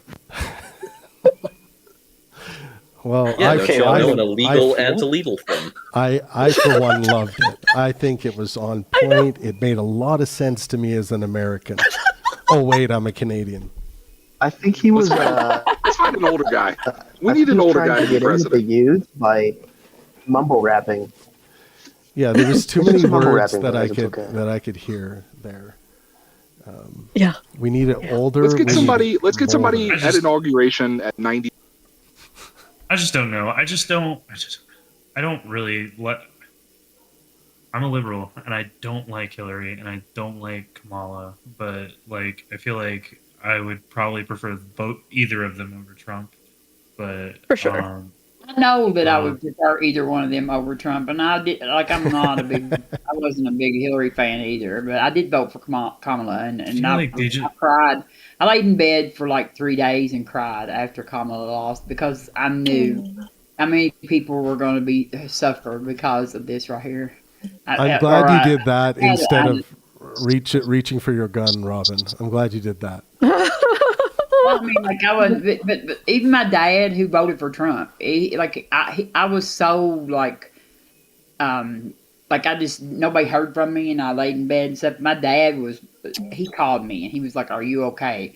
Like he knew how upset I was, but it was just not because I was such a big Kamala person, but I did have a lot of like excitement for her and stuff. Yeah. But it was just like because. And I say I knew what it was going to be like, but I didn't. I didn't have any idea that it was even going to be this bad. Like, I couldn't even have imagined how bad it was going to be. Like, anything I was even thinking of was, like, nothing like it's turned out to be. It's nowhere near as bad. But I knew that it was spelling disaster for, like, my trans friends and stuff like that, and women and stuff. But I didn't know that he was going to be around the world, killing people too. I didn't even have any concept of that. Yeah. I don't know, between because my reaction, despite not having voted in the 2016 one, like I expected, all the polls were showing that Hillary was going to win, and then was it 3 days before that Comey released that they're going to continue the investigation or something? Yeah. But they were still expecting her to win, and then afterwards, like I was so surprised, and I knew that we were going to have Supreme Court justices installed, that the Roe v. Wade, all these different things were being set up to be overturned. A lot of our rights were going to be stripped, and then at the end, the whole January 6th deal just sealed it to me that these are, if it wasn't already obvious, that they're corrupt, they're treasonous, and so for him to win again. Like, yeah, dude, it's like writing on the wall, and it boggles my mind. People like my parents that call him a traitor, they call him a treasonous person. They know, and yet they still voted for him. Oh, mine don't even do that. How do you justify? Mine don't even do that. I mean, like if I was if I say like at my mom's like, oh, she's all in with the January 6th like dribble of her, like peaceful protesters, and I'm like these people are like they are just like in a cult. They drink. Yeah, my dad laughs at me. He has whenever I talk to my dad about it, he's not even a Republican. He's like one of those libertarians that hates Democrats, and Republicans are like kind of okay. And whenever I bring up the J6 stuff, he's like, they just let him fucking walk in through the door, Travis. I don't know what you're talking about. And I'm like, dude, why did somebody die? Why did somebody get shot? Why was there fucking broken glass everywhere? Like, what? I don't understand how. And he just laughs, and I do not understand how. Are you not watching? He's like, you need to. He's constantly like, you need to look up your history, my son. What is going on here? I'm like. It's like that's where you ask and move towards specificity to see if there's any real depth to what they're saying. You're talking Like, you're what talking about a guy specific who part of believes history would you like me to chemtrails look at? are still a Right. thing. So Yeah, I think that January 6th kind of like I've asked myself this question a lot. Is that like, okay, if in 10 years the fractures in America continue and like things get worse, like at some point like historians are going to write about it, and like, you know, we have like significant historical points that like showed like shifts, right? Like 9/11, collapse of the Soviet Union, like assassinations, you know, like think of things like Pearl Harbor, right? And like, Yeah. what is like the thing like that we can trace back for this one? And like, I keep coming back to January 6th because like, if I can flowchart somebody and just be like, hey, what do you think happened on January 6th? They wind up in two camps, and one of them is on one side of the fracture, and the other one is on the other side of the fracture. Yeah, they're upside down. They're absolutely upside down. Like their views on it. Like it's completely upside down. Like I said, my mom, she's just like, you know, like she went against, what's that noise? someone's microphone, like there's a fan or something. It's said. It's Oh, okay. liking. Sorry. That's all right. You better be. Yeah. I'm just kidding. Yeah, like Liz Cheney, she, you know, because I was talking like right after the hearings and stuff. I was talking about Liz Cheney, and she's like, she's a rhino, and I knew then. And then see, I had like begged her to stop watching Fox, and I said, "You've been watching Fox?" Because I mean, I knew exactly where that come from. But like, and then like at Thanksgiving this year, she was talking about how much she wanted to put people in jail for burning flags. Right. Isn't that interesting? Where are all my gun nuts in here? Do we have any gun people here? I'm a gun person. I'm like I don't a know what you mean by a classic gun person. libertarian. I think I'm a classic libertarian where they like value freedom over like corporate doesn't get to be taxed at all because, you know, like taxes are evil all the time, you know. No, not really. Like I don't. I like, don't know. I don't know how we're going to have any kind of infrastructure like roads and like libraries and you know, without taxes. We can't have. I mean, like we would not have shit without taxes. Well, I Like, agree with you on that one. I agree. And like, well, I don't want to be overtaxed. I want the billionaires to pay that. You know, like they use our market. Like if you own a corporation, you use our market. You use our infrastructure. You use our roads. You're using our workers. You should have to pay for that. It should cost you. How much do you think they should pay for that? it's like corporate is a thing now, and like libertarians just acted like it's Like to be- mom and pop shops exact. all over again. I don't know. Like as a percentage, how much? A lot. Whatever they used to pay back in a long time, like a lot. I think that they should pay a lot because they wouldn't even have a Like business. 99? Like they should pay 99% of their I don't profit? know about in taxes? 99, but like what are they 85? paying now? 30 or 20? They're paying less than I No, am. they pay Oh, more than that. I know Trump. because the They pay a tax lot more than brackets. No, the tax Okay, I know brackets Trump are- paid 750 in 2017. I think it was 2015. Trump paid $750 less in taxes than I did. Okay, here's You're hold on, you're hold so on, hold on. Do you inconstrued. under- That's like a hold on. complete. Yeah, Hold go on. ahead. Do you know how tax brackets work and how there are like loopholes in order to not pay taxes because of They're like not. tax expenses and everything? Like so, if you have a lot of money, right, and you have so much money where you can invest that money, and you have a lot of money sitting in. This is just one example. You have like a lot of money sitting in stocks and everything, and then that's like your big old fucking like pillowy cash fund. And then you have your business, right? And your business is profiting and everything, and then you spend a like let's say 60% of your revenue on expenses.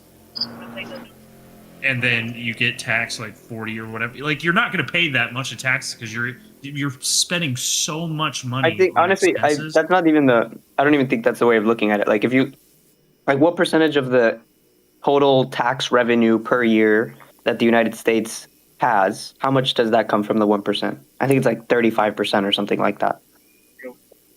From the one.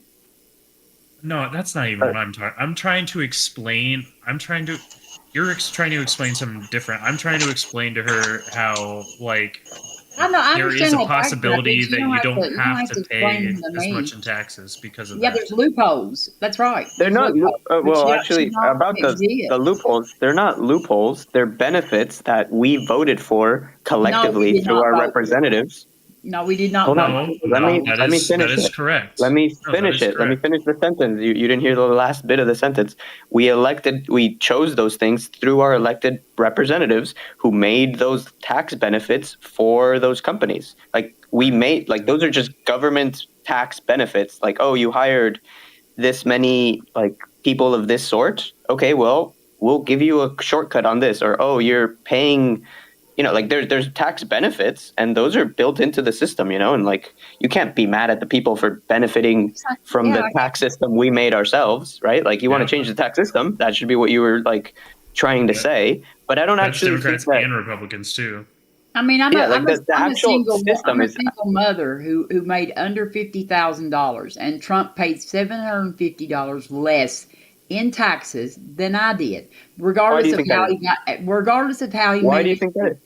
Wait a minute. Regardless of how he managed to wiggle around and do that, I don't care. What if that wiggling around and doing that was incredibly beneficial to the country? What if the wiggling around is hiring 1,000 people in a very small rural community? What if, You know like, what Trump did? You know what Trump did? Trump didn't even pay his own workers, so it wasn't beneficial to the company. And I don't know what.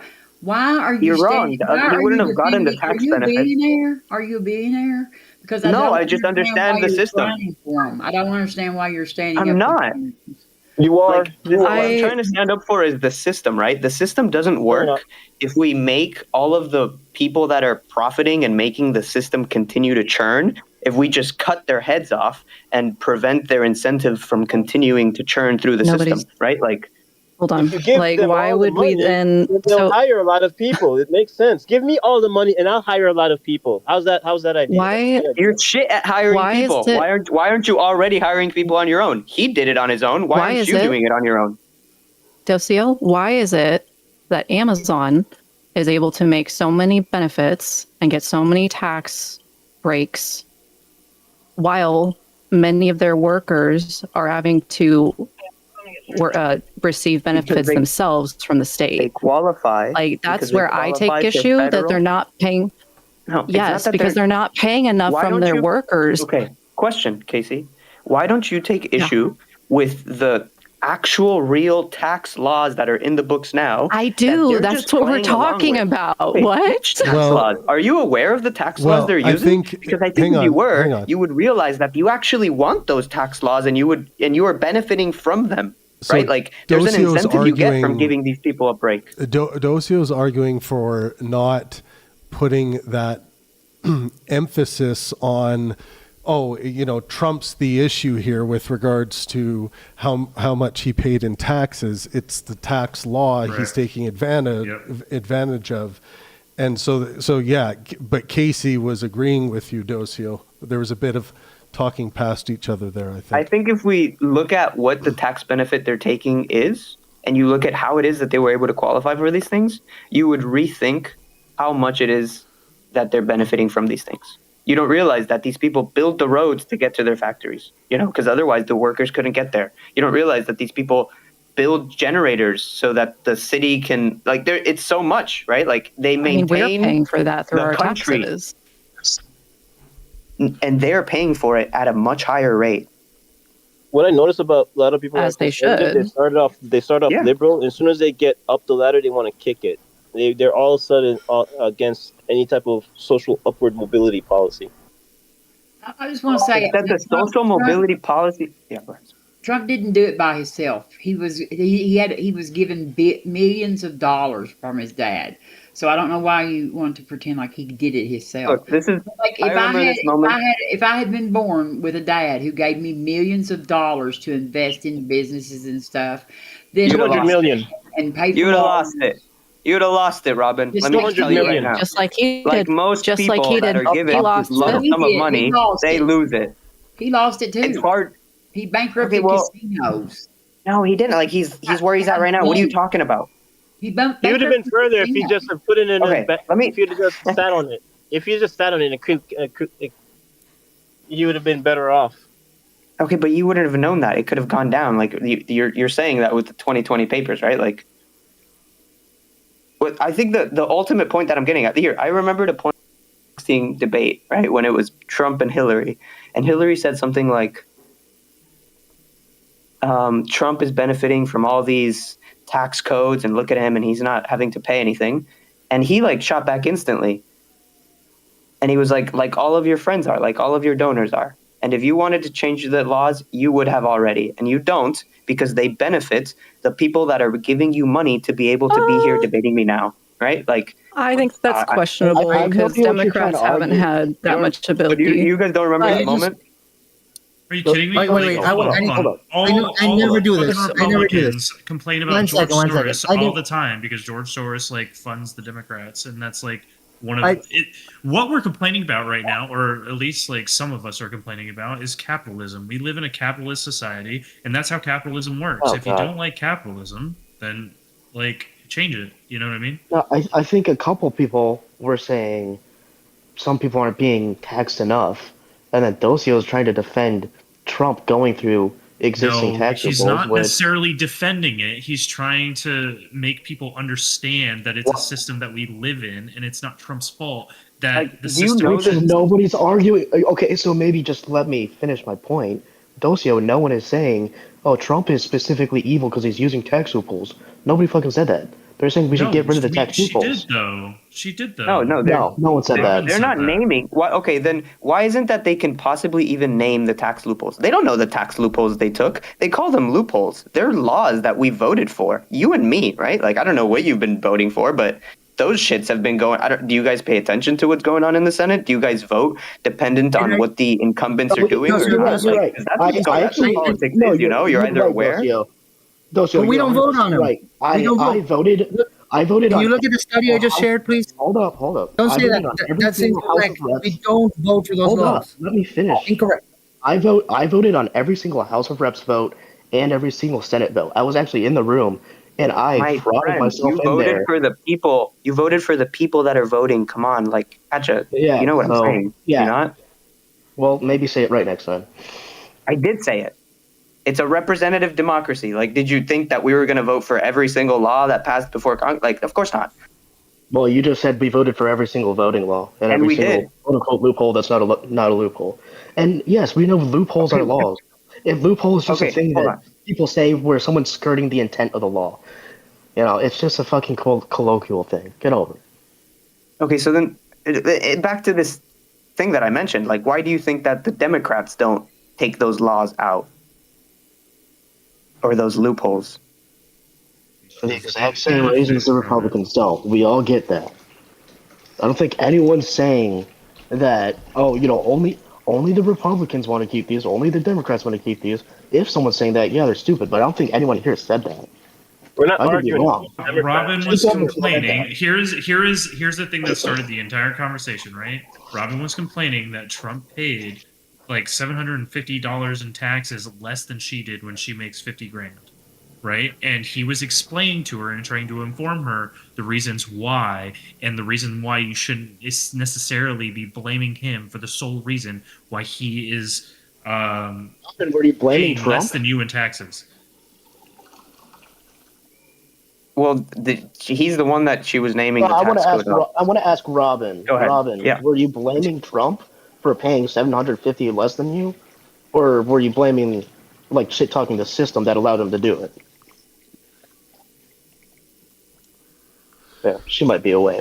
I assume it's the latter because I've known her for a while. No, she was complaining about the corruption that Trump does, and that's where she Well, started 'cause talking it's- about the taxes. Yeah, because it's not just that. I mean, you're also figuring in that he wasn't paying a lot of his workers, and he was able to. That again, this is a systemic issue that he's able to clog up the courts when they start trying to sue him to get paid, and he has more money to be able to keep pushing it off.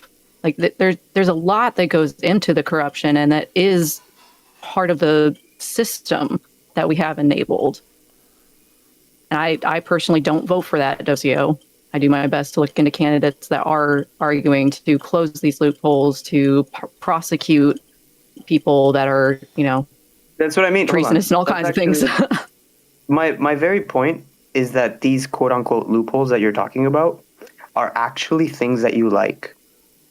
Like there's a tax benefit for hiring a certain amount of people in your company in a a calendar year, right? Like if you hire 50 people more than you did last year, there's an amount tax benefit for it, a federal tax benefit for it. Do you think that should be removed? Do you think Trump and everyone else shouldn't benefit from that? What about all of the other tax benefits? Like all of these things that they're tax benefits, like if you read into them, it's not like, oh, you get to pay less because you're white and your name is Donald Trump. No, it's like you get to pay less. I understand. If you do this and that and this and that. And all of those things are things that I think you would agree with. I understand, and I do agree with it when it comes to small companies getting those incentives. When we're talking about large companies like Amazon that are not paying any taxes at all. Why do you think that's a problem? No, because there are these many loopholes that have been enabled, right? I have an issue with specific levels to this. It's not that I have an issue with the ideas themselves, but how it gets implemented towards companies that don't need that amount of benefit. Well, I think. Hold on. If I just Google quarterly tax, yeah. If I just have a question. I just have a question of clarification. So we talk about Amazon not paying taxes. When we look at overall revenue, how do we view something like payroll taxes? Because payroll taxes are worth we collect about $1.7 trillion in individual income tax. We collect about $1.4 trillion a year in payroll taxes. And those payroll taxes are paid by businesses, right? By employers. And if you're self-employed, you're paying them yourself. So I know we can talk about Amazon not paying any taxes, but okay. How do we quantify that they're not paying taxes? I'm not here to judge. I'm just interested in how we. I agree with that too. I was going to say something like that too. Just to be clear, I was going to say I'm saying something like that too. Just because the quarterly tax, after they do their taxes after the quarter, and the IRS says, okay, you owe us $3,000 after this quarter, doesn't mean that they only spent $3,000. They can do payments throughout the year or throughout the quarter. They're doing payments in advance to make sure that they don't have to pay more later most of the time. Yeah. And also there's a whole bunch of, like you're saying, incentives are one thing, but it's not just incentives. It's, hey, I put this money here, I put this money to this charity. So it's at the end of the day, I might owe $3,000 to the IRS at the end of the year, but I might have paid them $50,000 before that. So technically I paid $53,000 this year. Whenever we get our tax returns, it just means we spent too much money if you get a return, right? And if you make $100,000 a year, you can pay $0 at the end of the year when you do your taxes if you give the government your money to hold on to. Right. I think this is all a misconstruction of the taxes, right? Taxes are kind of a thing that's annoying to think about, and it's an annoying thing to research. But the idea that Amazon doesn't pay taxes is just it's a wrong thing to say. They pay they pay billions of dollars in taxes, right? If you look at their accounts at the end of the year, there's billions of dollars less in it, and they went directly to the bank account of the federal government, right? The zero shows up at the end of the tax code, right? But there's a nuance. They hired armies of lawyers and accountants so that number is a zero and that they pay the least amount possible, but they're still paying billions, right? Take into account the property taxes, take into account the sales taxes, the international taxes, there's other federal taxes, right? I did. Yeah, I just looked it up, and yeah, you're right. I had heard something. I'm going to try to look into it because there's something about there are benefits to some companies that I want to say, and let me go ahead and look it up. But I want to say there was a period of time where Amazon was not paying taxes at all. But let me fact check myself on it. Totally. Yeah. Take your time. Yeah, from Again, I think 2001 to 2007. Oh, sorry, from 2007 to 2011, they didn't pay any taxes. Zero. Okay. So for example, what do you make of the property taxes that they pay? Right. So they have buildings. Each building, like in the state, they have to pay the state taxes for owning, a property that's this size. Right. What do you make of that? Or, what do you make of the payments in terms of like income payments that they need to tax income payments that they need, that the people that they hire to build the buildings to, build the infrastructure, the AC, everything that makes the company work. What do you make of the taxes that those people pay when they get paid from Amazon? Are you not accounting? Do those no like they don't count to you? Who are you asking? And whoever, right? Like, well, I guess I'm asking you, Casey, right? Like, Well, I was just saying that I looked it up, and yeah, that they especially this last year paid. You're right, billions. The Big Beautiful Bill did slash it by more than half, so that's nice. Yeah, I guess you should look into the details of the Big Beautiful Bill and how it is that they got away with that. That's what I mean, right? Speaking of the Big Beautiful Bill, someone brought up guns earlier. Oh no. Thank you. The autistic Scrooge inside of my brain is That finally was been me. it. Hold on. That was me who brought up guns, but I wasn't. When I said the gun thing, I was wanting more people to say, "Yeah, I love my guns," and I was gonna be like, "Okay, guys, like Charlie Kirk death, like, bruh, that his fucking neck would have been obliterated by that fucking bullet. I don't care." Yeah, I was gonna go tenfold hat on. Wait, what? I don't understand what the Charlie Kirk comment. Yeah, I didn't like that gun. That gun I didn't like. The one that killed that guy, I didn't like that one.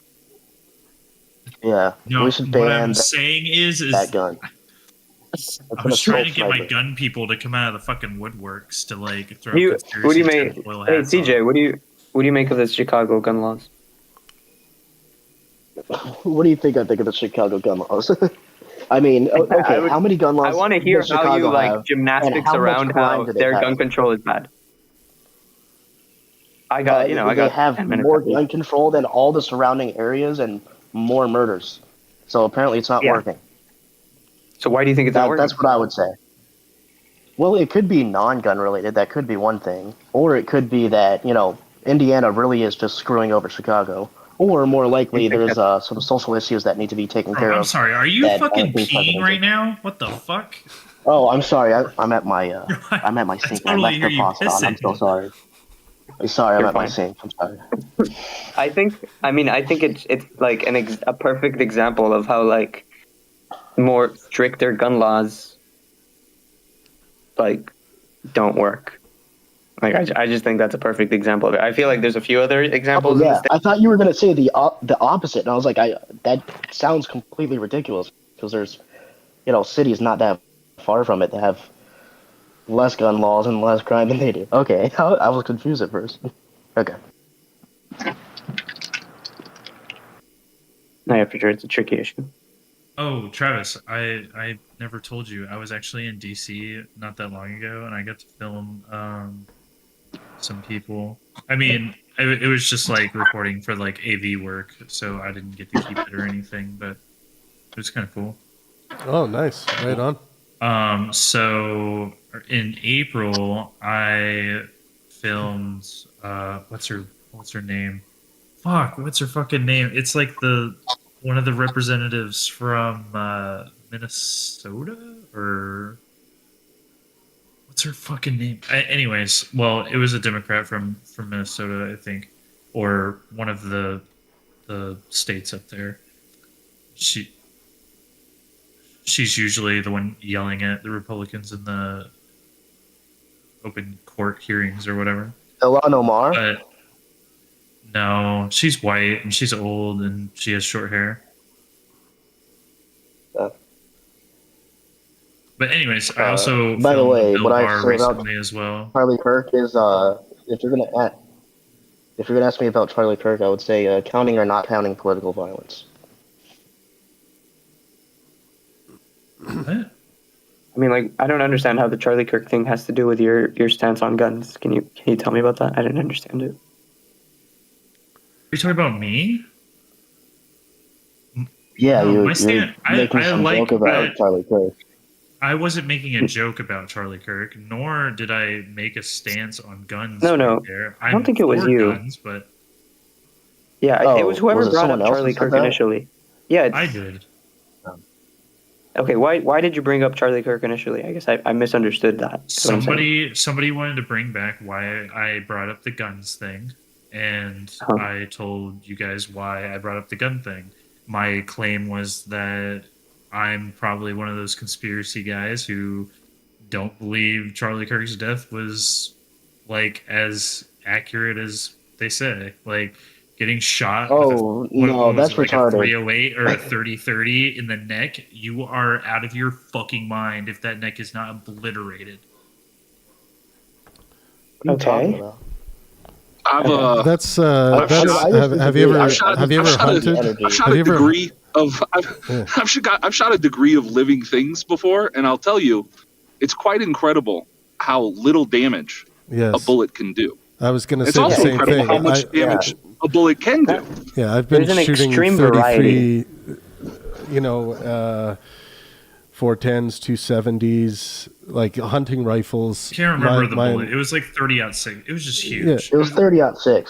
Yeah, but It's not those, huge, if it's you see 30-06. those, how those bullets go What's through the caliber? flesh and go through animals, like if you look up with the same caliber, Let's look up a video of the same gun being shot at an animal. Look at a clean elk shot, and you're going to be shocked. It's not going to blow It's not anything even up. gonna be The an elk exit shot. wound, the exit wound can be larger, but sometimes the bullet doesn't even exit in an elk. By the way, So like there's an extreme amount of variables that affect this, right? Like the wind, literally the humidity, the dew point. Like, believe it or not, these are like big factors, whether or not the thing explodes inside or goes right through or like doesn't. Yeah, I feel first off, the guy was we're not really using accounting for that. FMJ.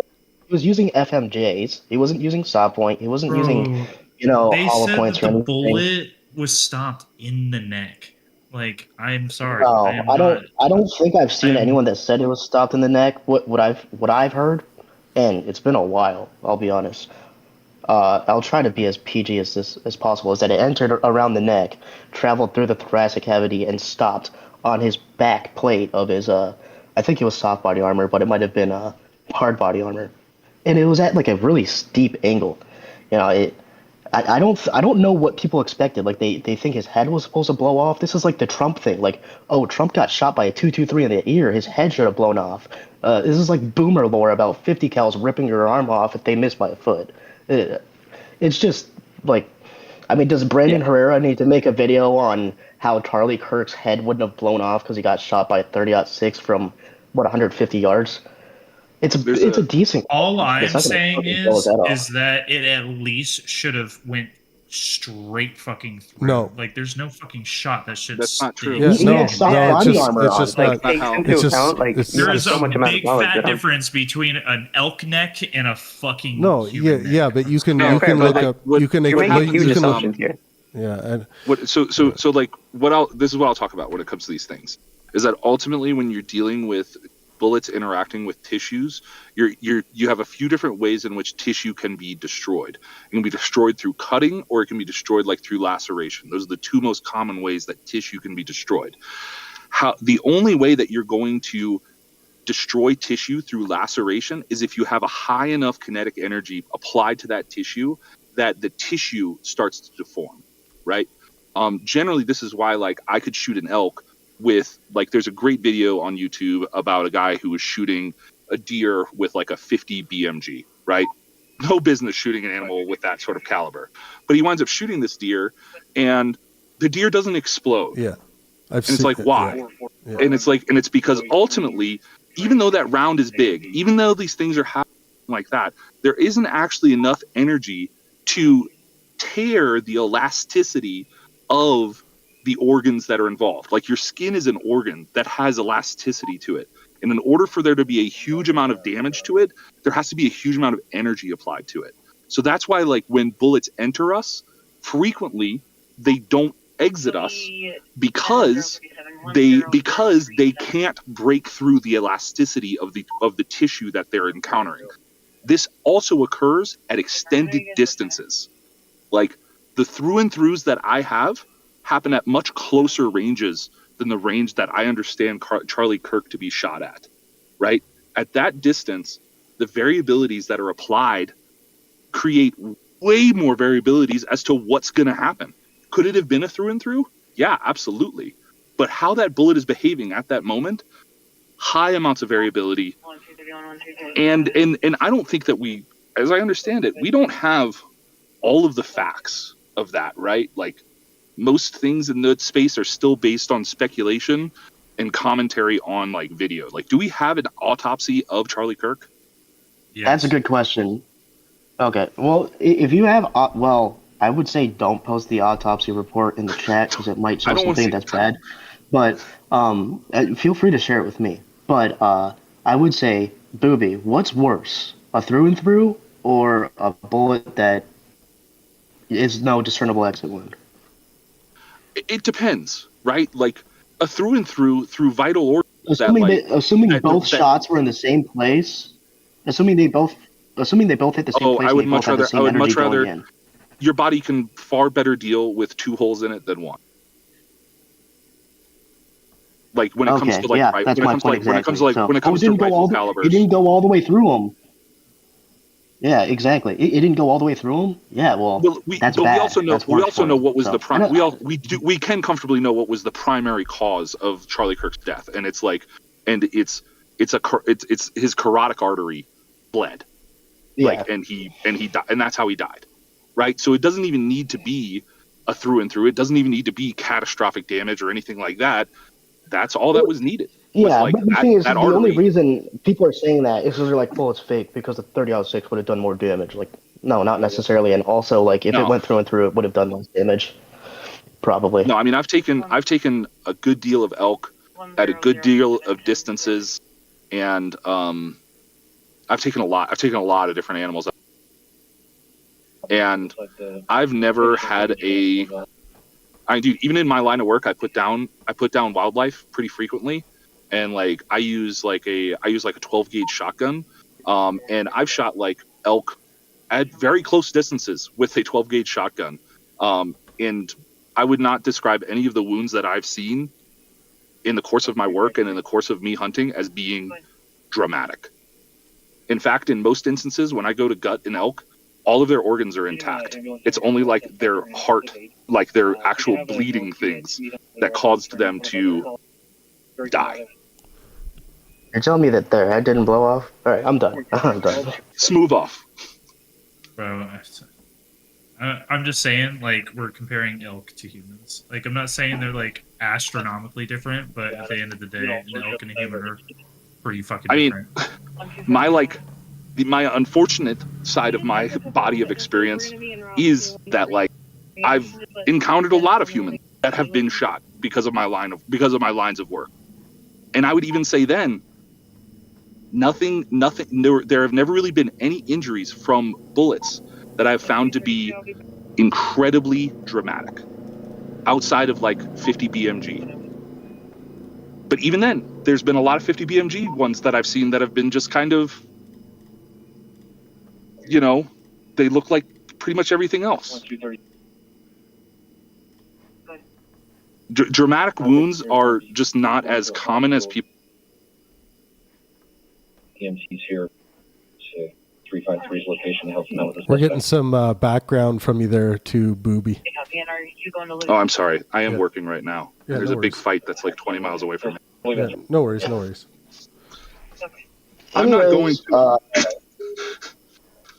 I hope that answers some of your questions, Hogman. I mean, of course, you know, all of what both of us are saying are colored by our own experiences, and you might have to do your own research, or you know, maybe the autopsy is right. Like, it's not right on his clavicle. Okay, but. I know that it's possible, right? But, like, the likelihood of it happening is so fucking low, and nobody's talking about that. Yeah, I mean, bullets do weird things. Yeah, I mean, we bullets all know the do JFK weird thing. things. I've shot. I mean, I'm not saying that I shoot animals or anything like that. I definitely do a lot of range stuff.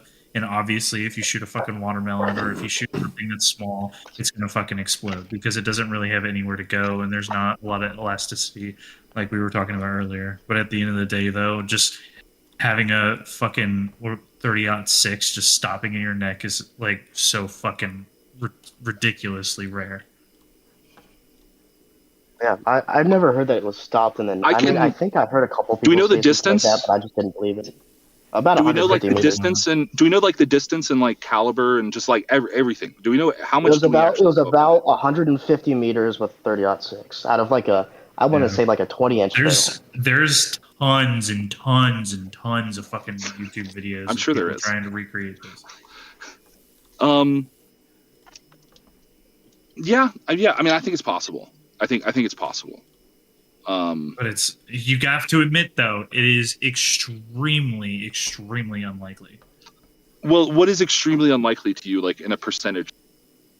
Like what would you call it at? Like less than 1% in your mind? I'm just asking for perception. I'm not asking for any real numbers. Maybe not even that, but like close to it. So less than 1% or more than 1%? I don't know. I've never shot a fucking person before, dude.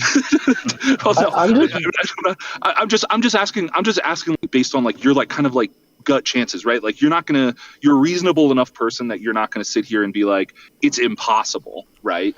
But I just kind of want to get a feeling from like if I was to guess, it would be less than 1%. Yes. All okay, right, so like a less than 1% chance. Let me just read a bit of information I would say into that into the there's a record here. chance because it would hit the server.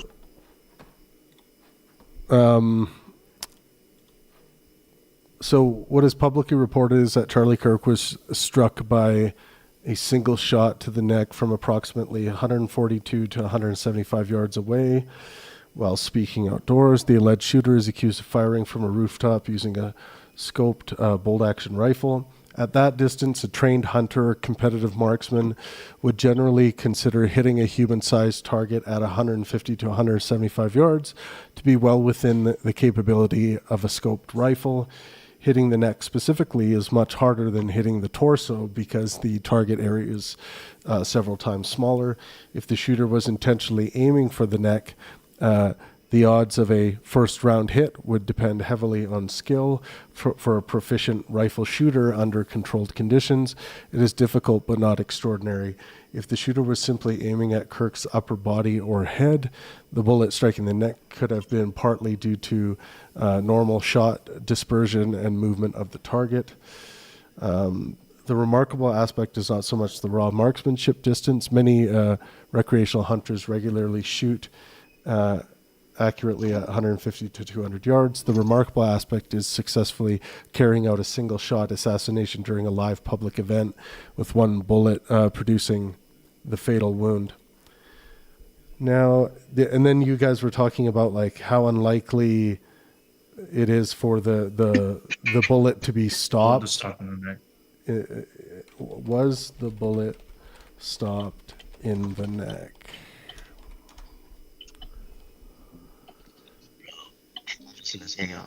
It appears the bullet did not exit Charlie Kirk's body and was recovered during the autopsy. Investigators have publicly referred to a bullet jacket fragment recovered from his body, which was later subjected to forensic testing. There have also been statements from people associated with Kirk, including a surgeon quoted by his colleagues claiming that the round lodged beneath the skin rather than passing through, despite being a high-powered rifle round. According to those accounts, there was no exit wound. However, an important nuance, stopped in the neck may not be anatomically precise.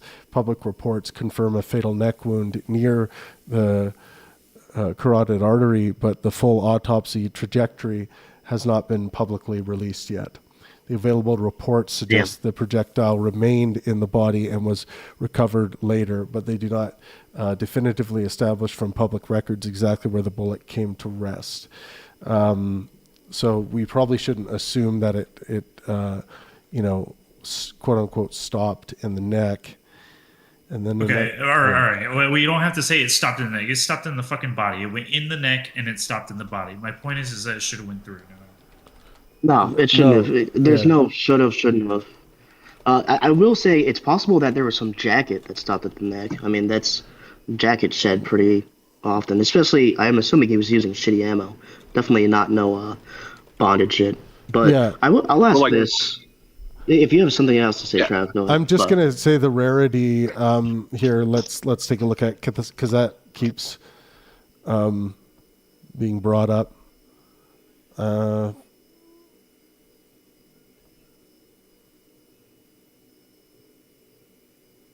So if the reports are correct that the rifle was a 30-06 hunting rifle and the bullet remained in Kirk's body, that would be less common than a complete pass-through, but it is not extraordinary. A few factors matter. The neck contains dense structures, vertebrae, connective tissue, muscle, and major blood vessels. Bullet design matters enormously. Hunting bullets are often designed to expand or fragment, shedding energy rapidly rather than behaving like military full metal jacket rounds.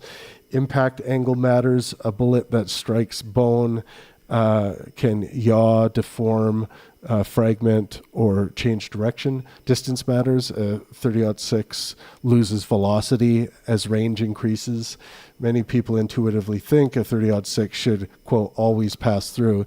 In reality, though, high-powered rifle bullets can and do sometimes remain in the body, especially after striking bone or fragmenting. Trauma surgeons and forensic pathologists encounter this this on a regular basis. What is perhaps more notable in this case is that investigators have referred to a deformed, damaged bullet jacket fragment recovered from the body rather than an intact bullet, suggesting substantial deformation or fragmentation occurred. So in rough terms, pass through with a 30-06 is common. Bullet or major fragment retained in the body, uncommon but not unheard of, or rare enough to be considered suspicious. Retained after striking the neck and causing a fatal wound, entirely plausible from a forensic and ballistic standpoint. So I think whoever's making the claim that this shouldn't have happened is just, I just think that's incorrect based on what's known about these injuries, based on what trauma surgeons deal with. Yeah, I don't know. I kind of like that answer, to be honest. So I'm okay with conceding after that one. Cool. Yeah, I mean, I think it's justified to be very incredulous. You're breaking up, Booby. It was like all these things, like, oh no, sorry, go like the mountains. I think it's good to be like, and fortunately, be trial. So we'll have to get it from you once you're over the mountain or whatever. Yeah, go do whatever. So what I would say, and I hope this is the last I say on this, Hogman. Okay, there might be a chance that it might be unlikely that it doesn't pass through. In my opinion, it's probably just as likely as it isn't, especially with the angle of attack. But let's say it's not likely.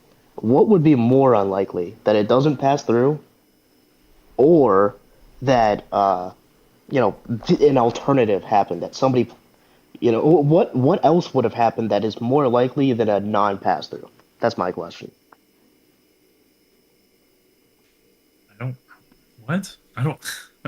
What are you I'm expecting not to say? sure what I'm not sure what you're you want proposing. me to say here, like it goes through his neck and then comes out his dick? Like, I'll tell you that. I mean, oh yeah, keep saying that. Keep saying that. Stuff like that before. I think he means something like maybe the bullet was shot from a lot further than 150 meters. I'm just wondering. Yeah, I'm just wondering, like, if it's so unlikely that this happened, I understand that you're walking that back a little bit, but let's say it is unlikely that this happened. What would the alternative be? Because it seems like you're bringing this up and saying, well, this is unlikely, maybe something else happened. But did you have something else in mind to happen, or are you just saying that you thought it was weird? I was pretty much saying that I thought it was weird. I am up for like any kind of suggestions on could have happened I or have a anything question. like that. But as of right now, after Travis's explanation of reading whatever article he read, that made sense to me, and I'm okay with conceding and changing my mind on it.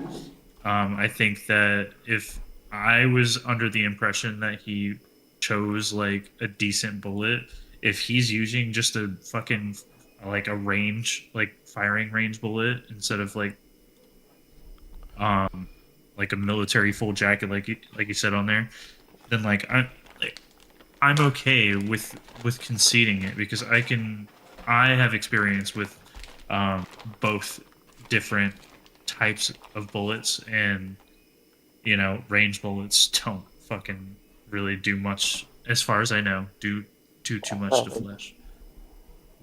I'll just leave it there. What Okay. I have a quick question here. What look, say we buy into some kind of conspiracy, and that we're talking about a highly trained marksman. What distance do you think they would feel safe under those conditions shooting from to get a one hit? I mean, so Those that I want to shoot a say lot. I I'm want to say asking. 2 or 3 weeks ago, I went to one of the local ranges.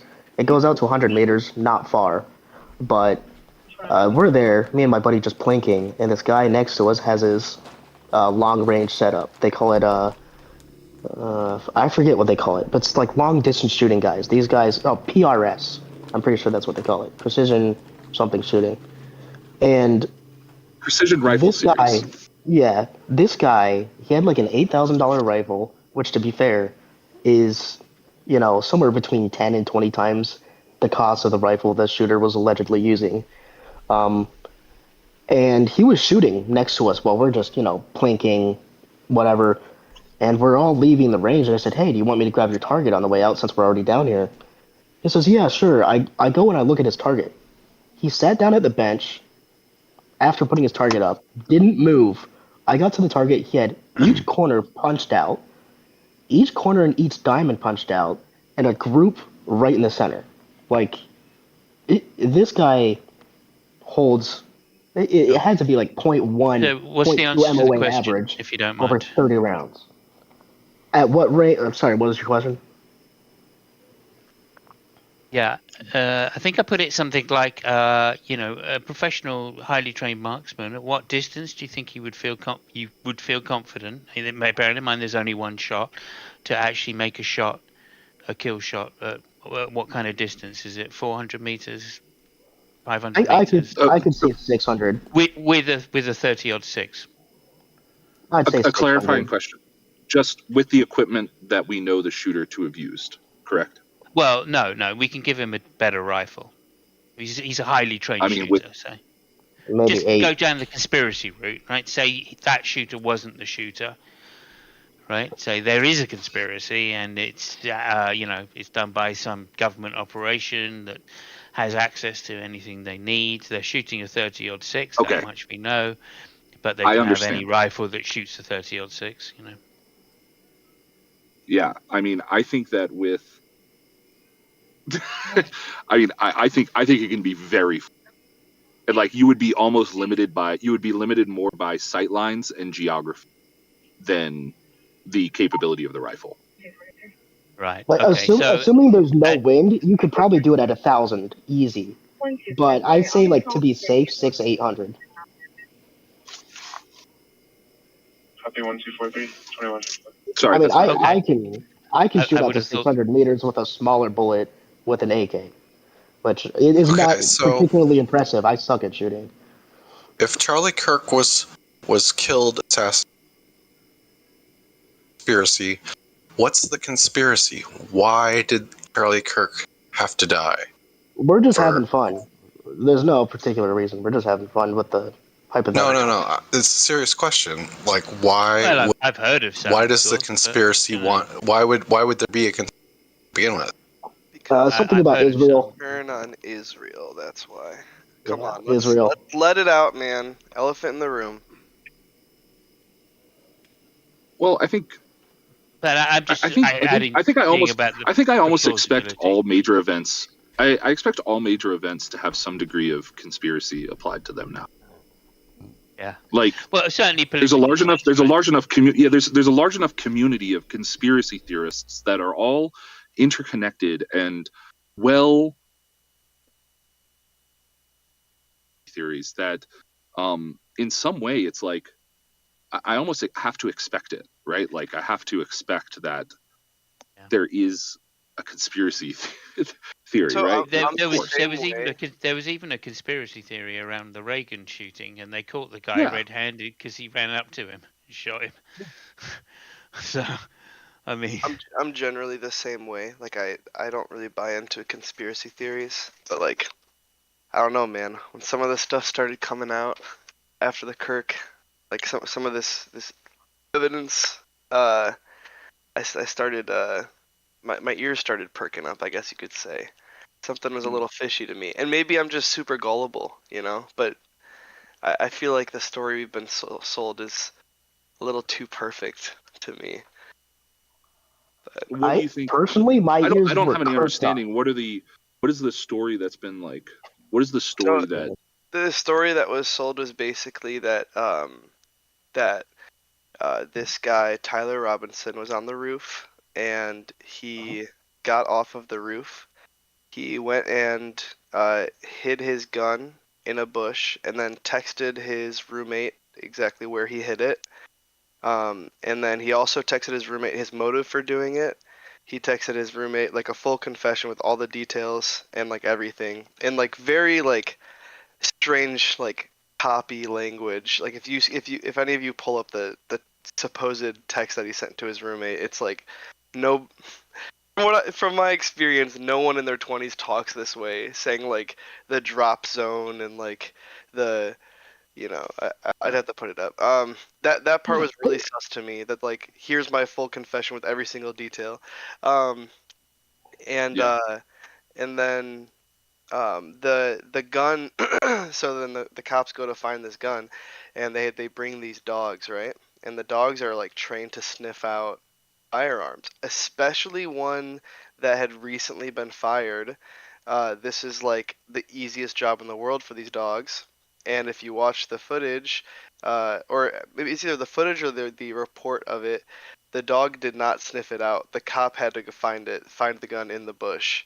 A gun that was fired like 30 minutes ago, this dog could not smell it. So that leads you to think like, oh, maybe this was not the gun that was used.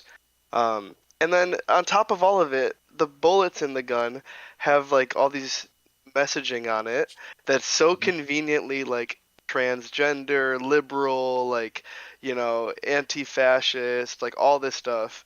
So like all those things together, all I'm saying is it just seems a little too perfect, too neat. And these things don't tend to be neat, you know what I'm saying? So, I don't know. Have you ever seen any of these 4chan shooters or like the guy that went out into what was it, Boulder, that shot up the market there and shot like 10 black people? Like the guy he posted his manifesto. He was watching like furry porn before he got in and started shooting people. Like I understand what you're saying. There's a lot of stupid stuff, but we're talking about like people that live on the internet their whole lives.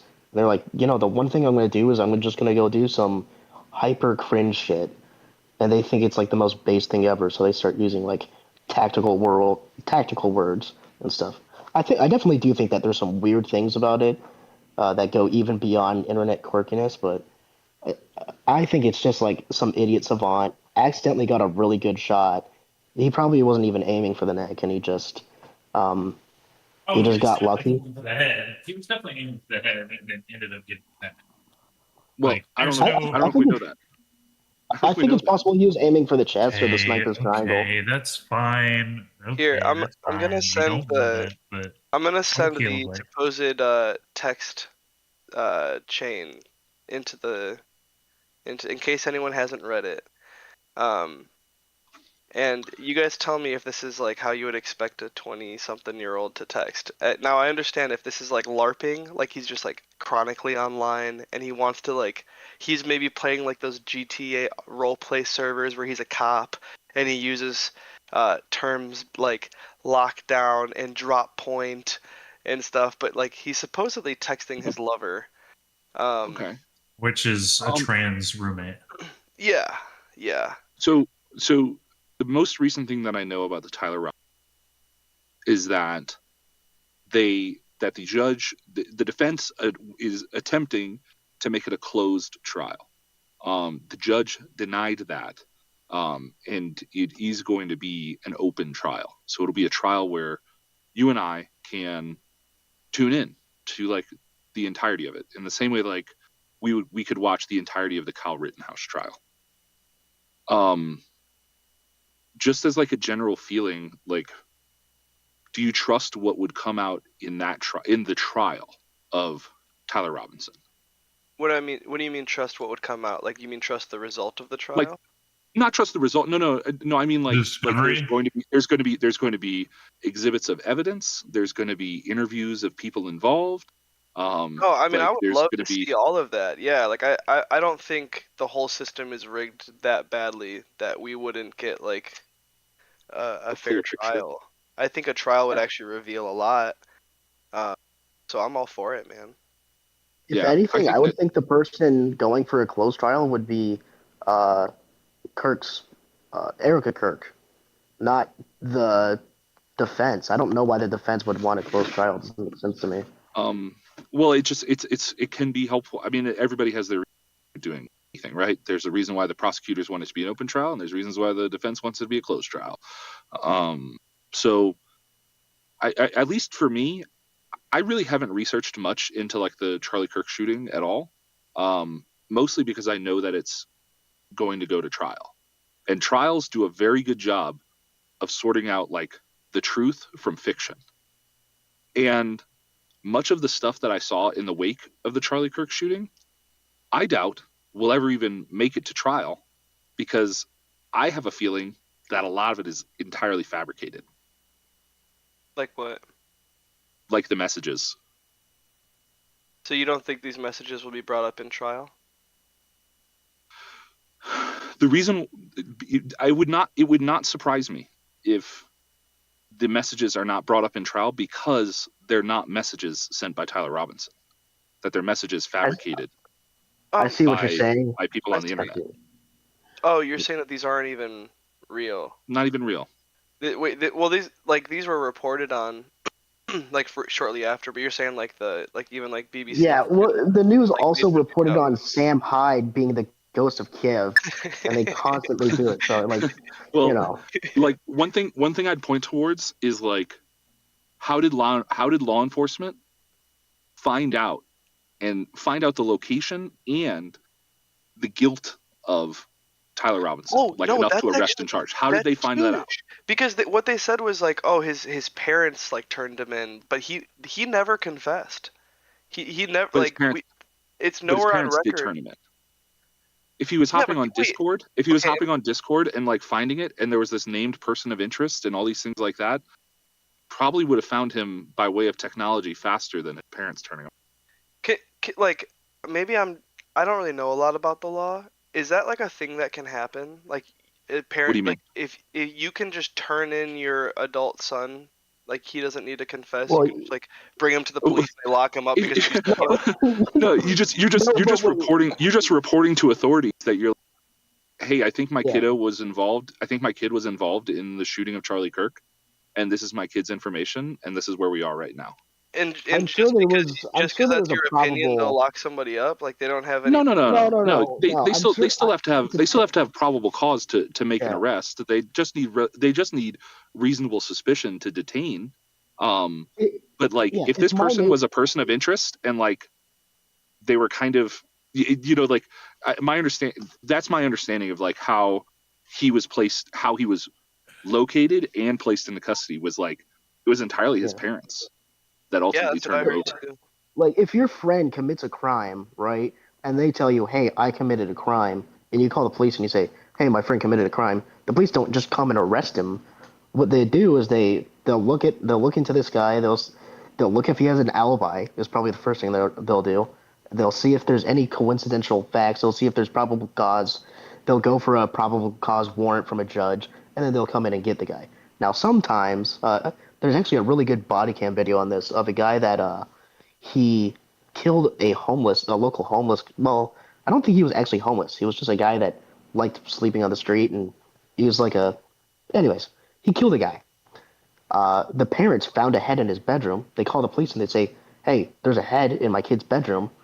They arrest the guy before they go see the head, but it's because the guy said, "Yeah, I killed a guy." So like, there's certain levels of probable cause that you don't need a warrant, and this might have been the case, but I don't think we have any information on if they got a search warrant or a arrest warrant, or if it was just on the site. No, they brought him. No, they brought him to the courthouse or wherever they. His parents drove him to the authorities. Yes, That's hilarious. That's like what the predator catchers do.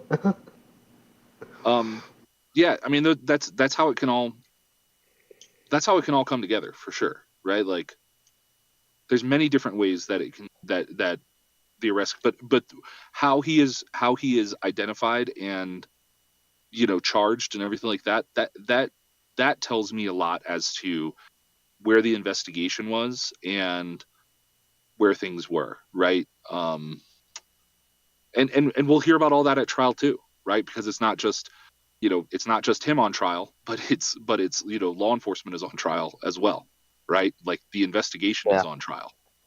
So I don't think a date has been set. I think that they're primarily working out how this trial is going to look and how it's going to work. What I'll say about it is, if he was a patsy, like if he didn't do it, OJ, would he just willingly like get in the car and go to the police station with his parents? I'm not saying he did it, but it sounds like something that someone who didn't do it would not do, especially if he is an adult and has the autonomy to leave the house or something. That's all I'm saying. I don't know. I just don't like when it comes to like mental state and stuff like that. If he is the guy, extremely hard to put yourself into that mental state. Hey, son, we're here. It's the police station. I don't believe that he would be I thought we alive. were going to McDonald's. I don't believe he'd be alive if he was a patsy of any kind. I believe he'd be dead. They would not leave him alive to sort of testify against, like. Hey, don't count your chickens before they hatch.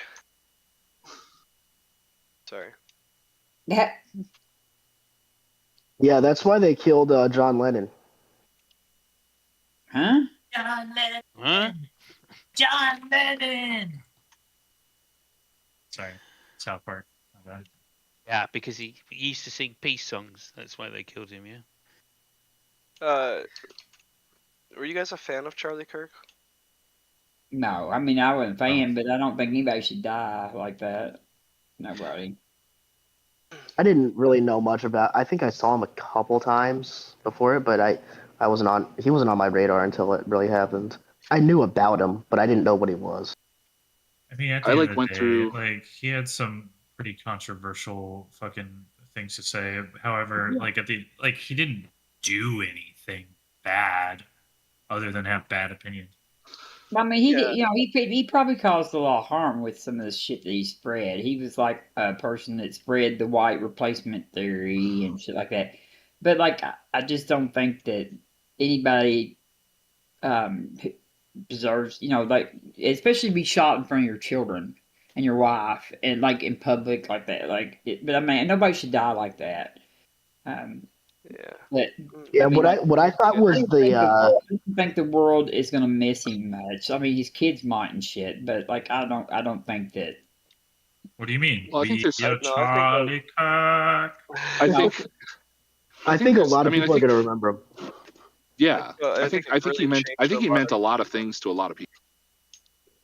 I mean, I think he was a really big bigot. Like, when he was, he spread hateful shit and he spread misinformation and stuff. But he shouldn't be killed for that.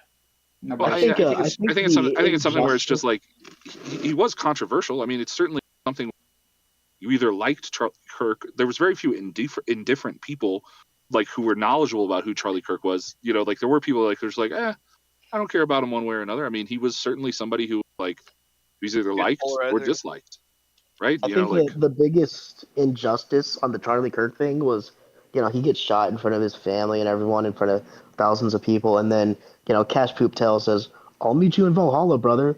Man, if I got killed, and then somebody said, and Cash Patel said that about me, I'd probably kill myself after I got killed. I mean, it is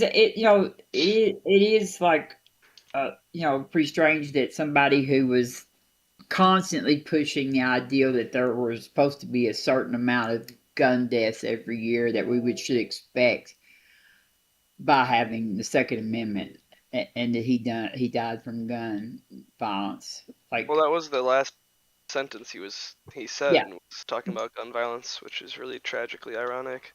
yes, yeah. I mean, I don't know, and like if I was a person who believed in nonsense, I would probably say karma got his ass, but like.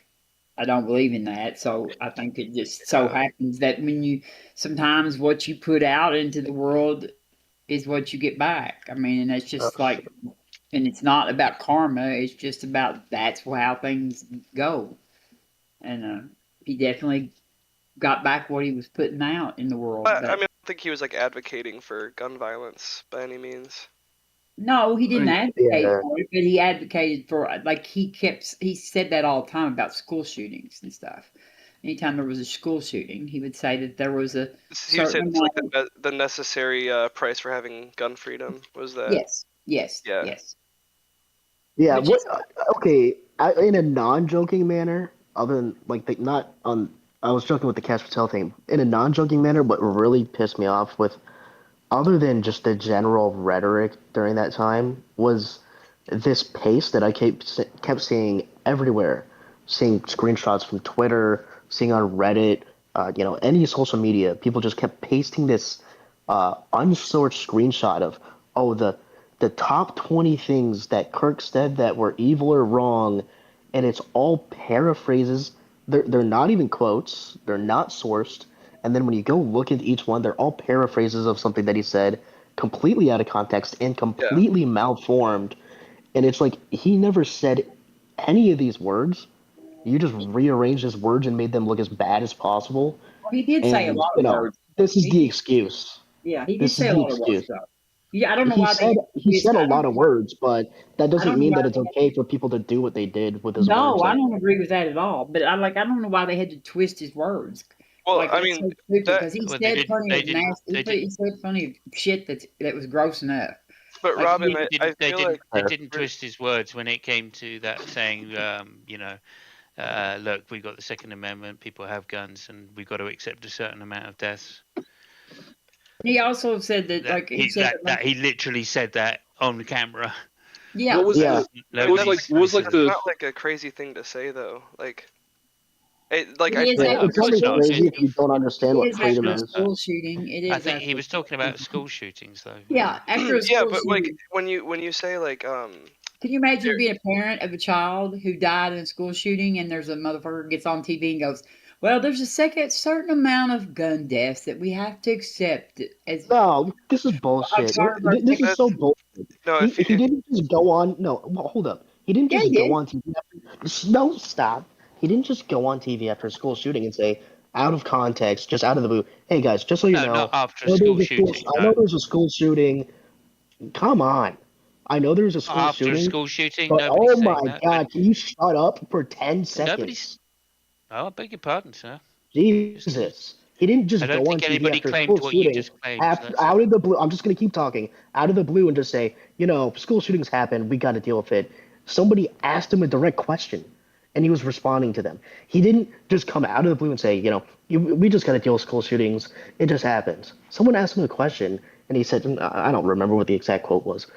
And he responded. It was something along the lines. It was something along the lines of, "What about school shootings?" And he says, "Well, unfortunately, that is a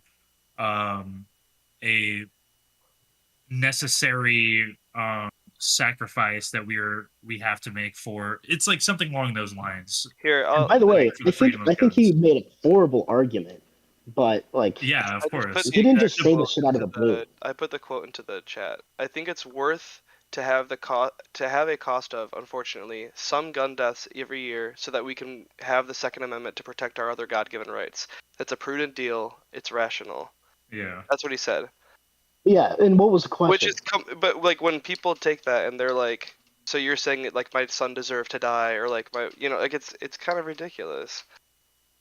Yeah, And it is out of context because people are changing the words because like the unfortunately part means he doesn't want it to happen. It like you can easy. I think it's I cold hate the hearted. fact that I'm defending this guy, but like you, He's not that stupid.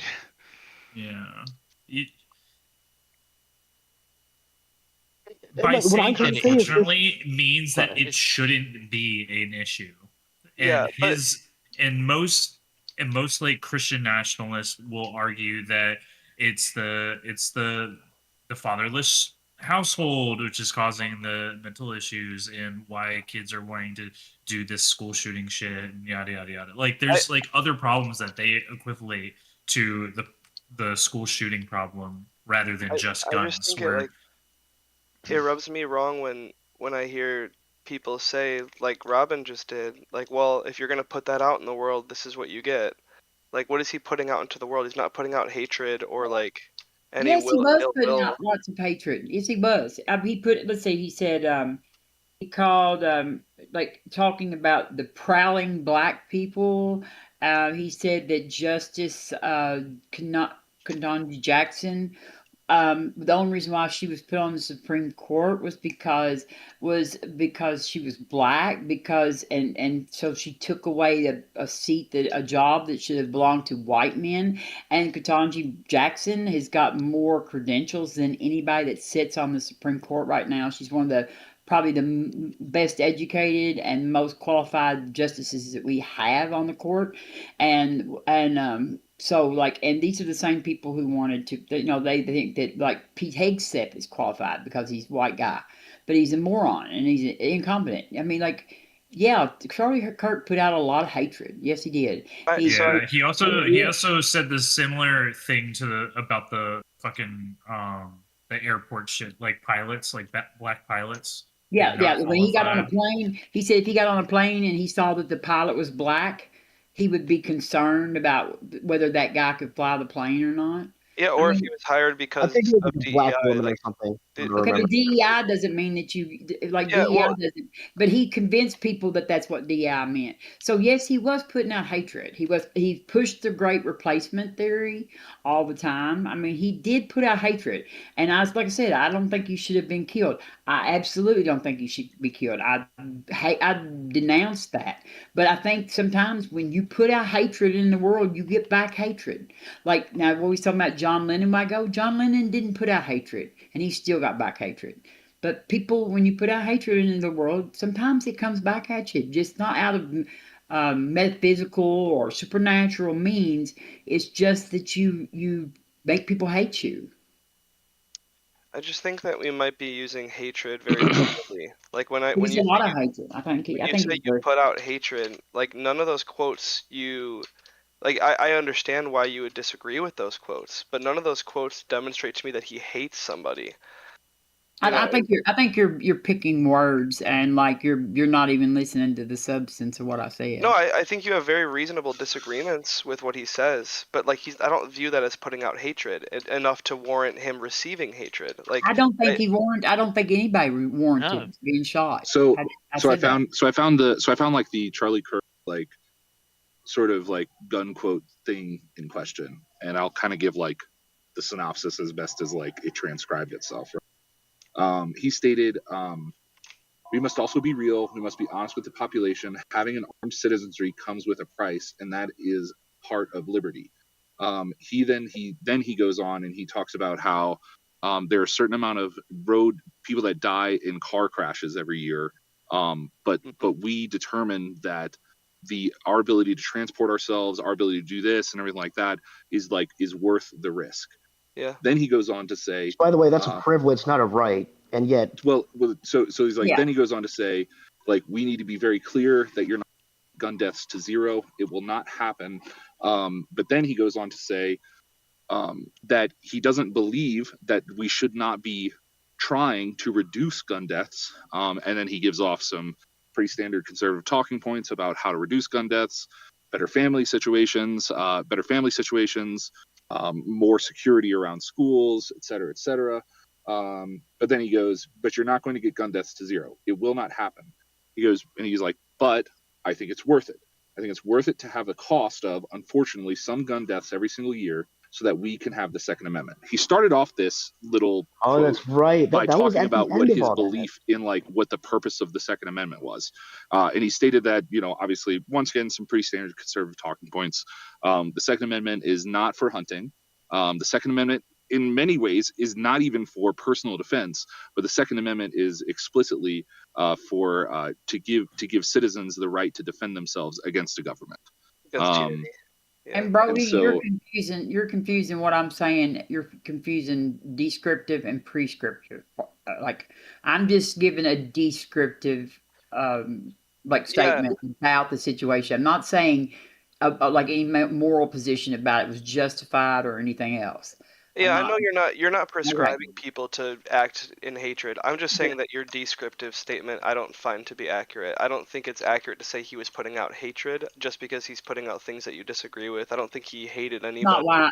I didn't say that just because I disagreed with him. I gave you some examples of some things that he said that were not just because I disagreed with him. I just don't find any of those to be Well- hate filled. You know, like I feel like all of those are just really like different points of view that. I mean, aren't hateful. I think that he is like propagating like people. It propagates hatred towards those people. It propagates, like it causes like people to commit violence against those people. Like the Great Replacement theory, but it causes people to go out and attack. I immigrants think and I might stuff. be able to help right here.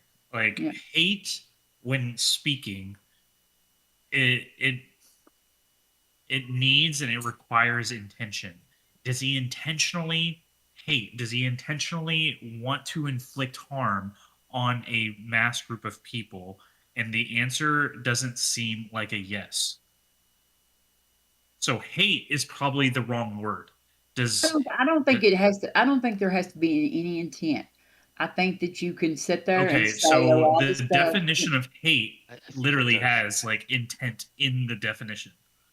But I think at best some of those things can be interpreted as at best they can be interpreted as dog whistles. At worst they can be interpreted as hate. Yeah. He wasn't Okay, spreading so hate. He was spreading his Hate implicit is bias. a intense negative emotional response characterized deep hostility, aversion, or disgust, often driven by fear, anger, or sense of injury. Have you ever heard this anybody talking about requires intent. the great replacement theory? I Have you agree ever with heard that? the intent part, but I'm just saying that at best they're dog whistles, and that would show intent alone.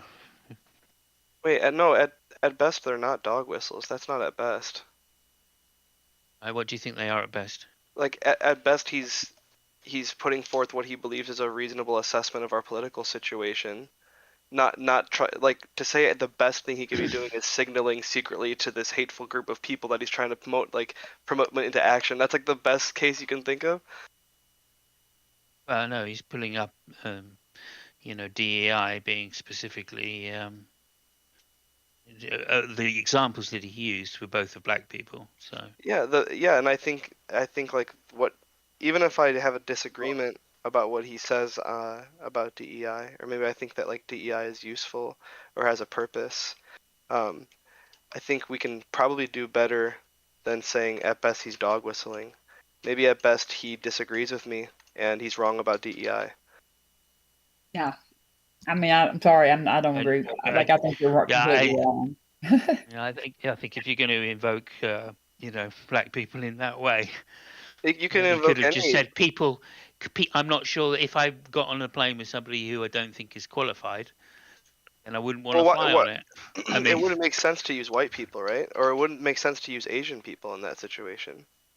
No, it would Why make not? sense to use Asian people. Because No, I because assume driving and flying are transferable skills. No, you guys Anybody just that don't isn't understand qualified. his argument.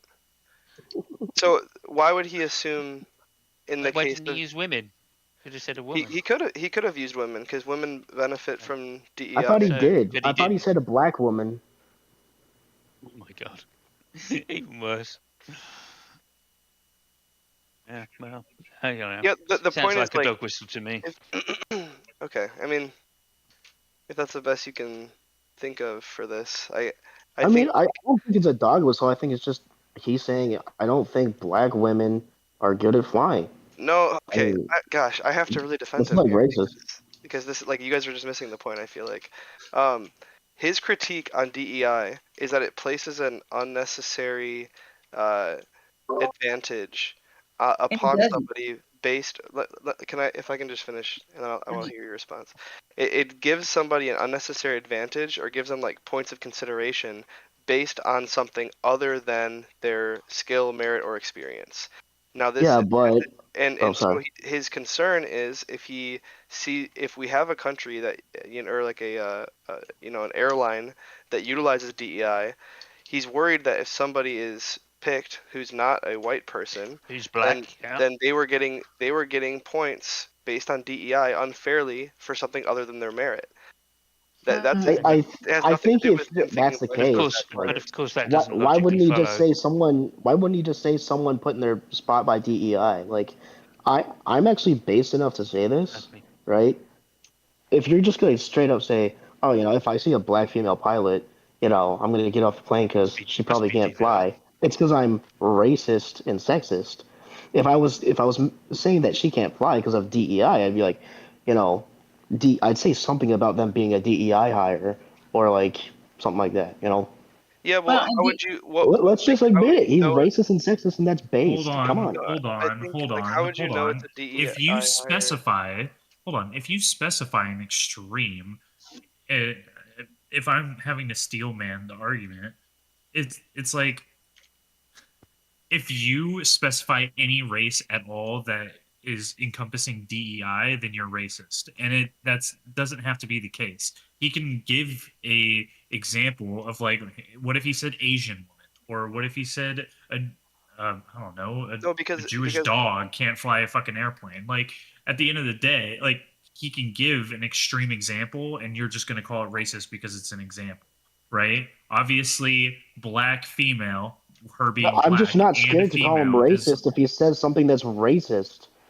Like it's not. I would agree I with don't you really that care. the sentence he said had racist like characteristics in it. I don't think that claim alone makes If him I racist. touch you in a way that has, okay, no, I'm not gonna say that. Never. Can we repeat the sentence? We're talking about a Charlie Kirk quote.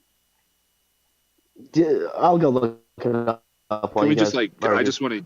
I would just like to hear the quote. Yeah, like, just so while he's pulling up the quote, to me this is like if we had a policy where people with red shirts get an advantage based on having red shirts, not necessarily how many flying hours they have. And I see someone with a red shirt, I'm gonna get a little nervous when I see that.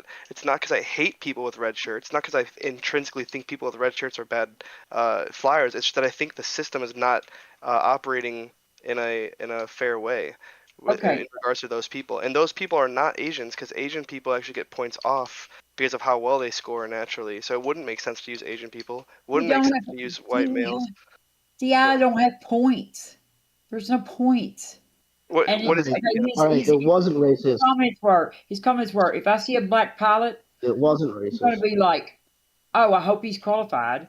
And then there's another one where he said, if you're an NBA, if you're a pot smoking black lesbian, do you get treated better than a United States Marine?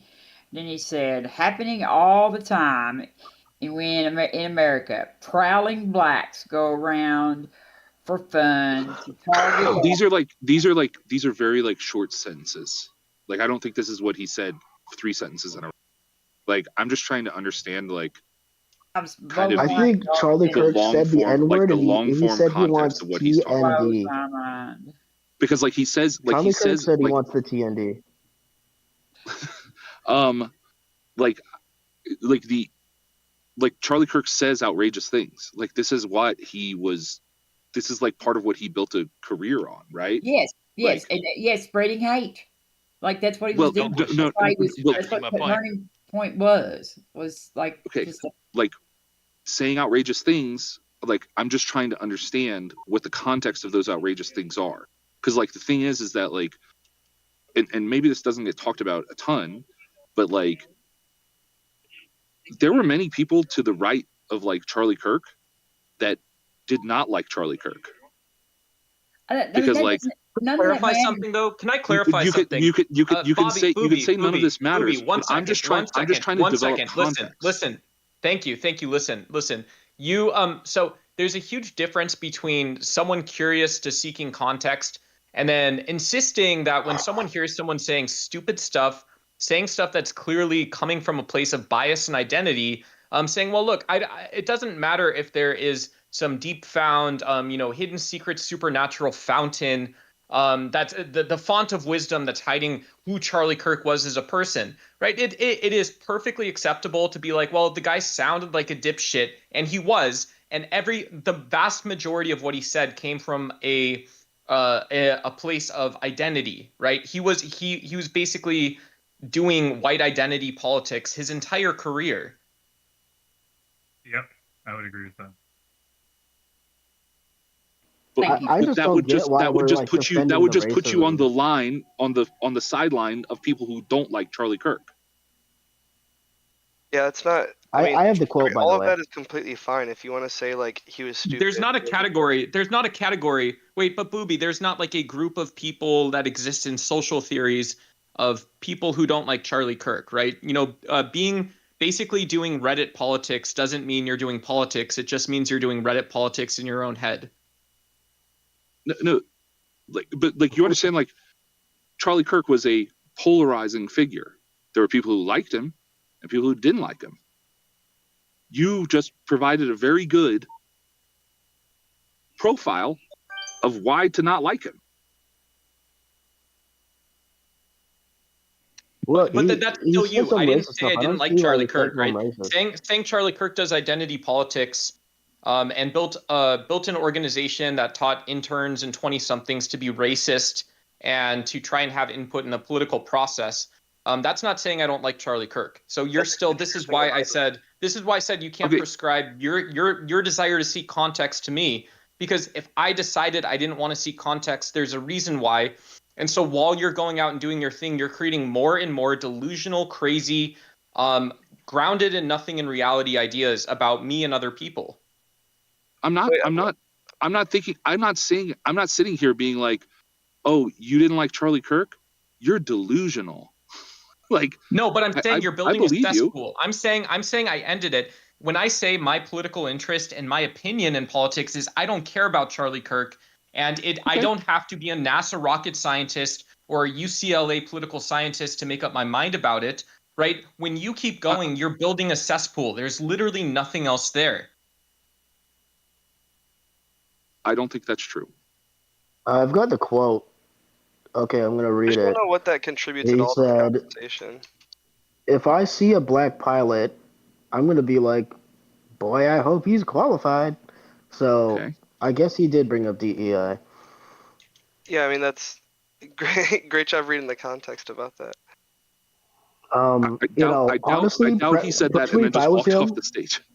Yeah, no, personally, if I was him, well, I would have personally said, "I'm scared of black people," and ran off the plane. But that's just because I'm actually based. My issue with Charlie Kirk is he wasn't based enough, and he was couching his racism in like DEI messages. Like, a real racist don't care about DEI. A real racist just hate black people. Come on.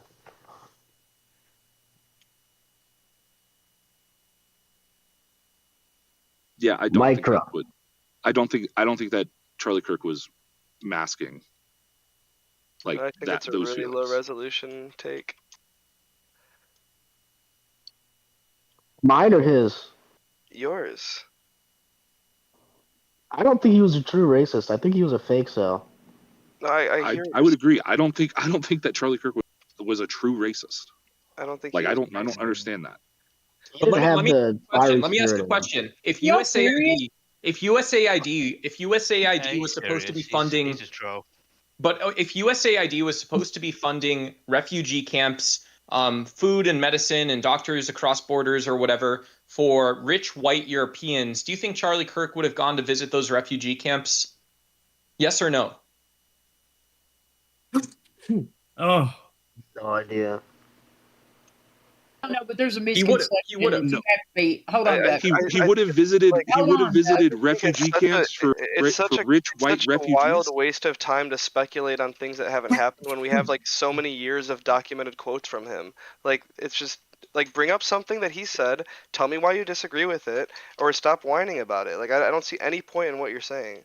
But I mean, like, it doesn't, to me, like, you don't have to be burning crosses in people's yards to be a racist. Right, I understand that. Like, Like, there, like, But we would also agree that there are degrees of like racism.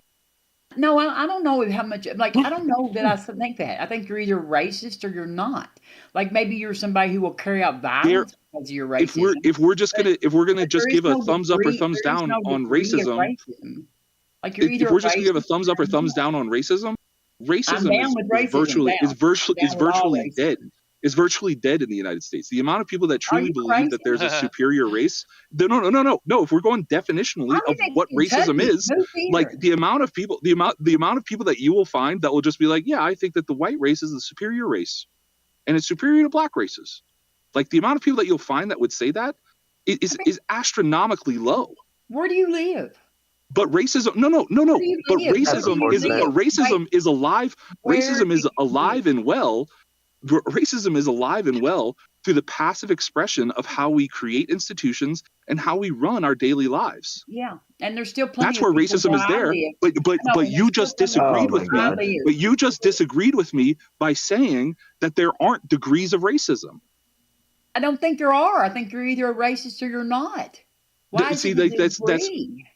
No, it's just not. Robin, hang out with me and my homies sometime. You'll figure it out. Look, because somebody has learned to mask their language and not appear to come off quite as disgusting towards people, doesn't mean that they're any less racist.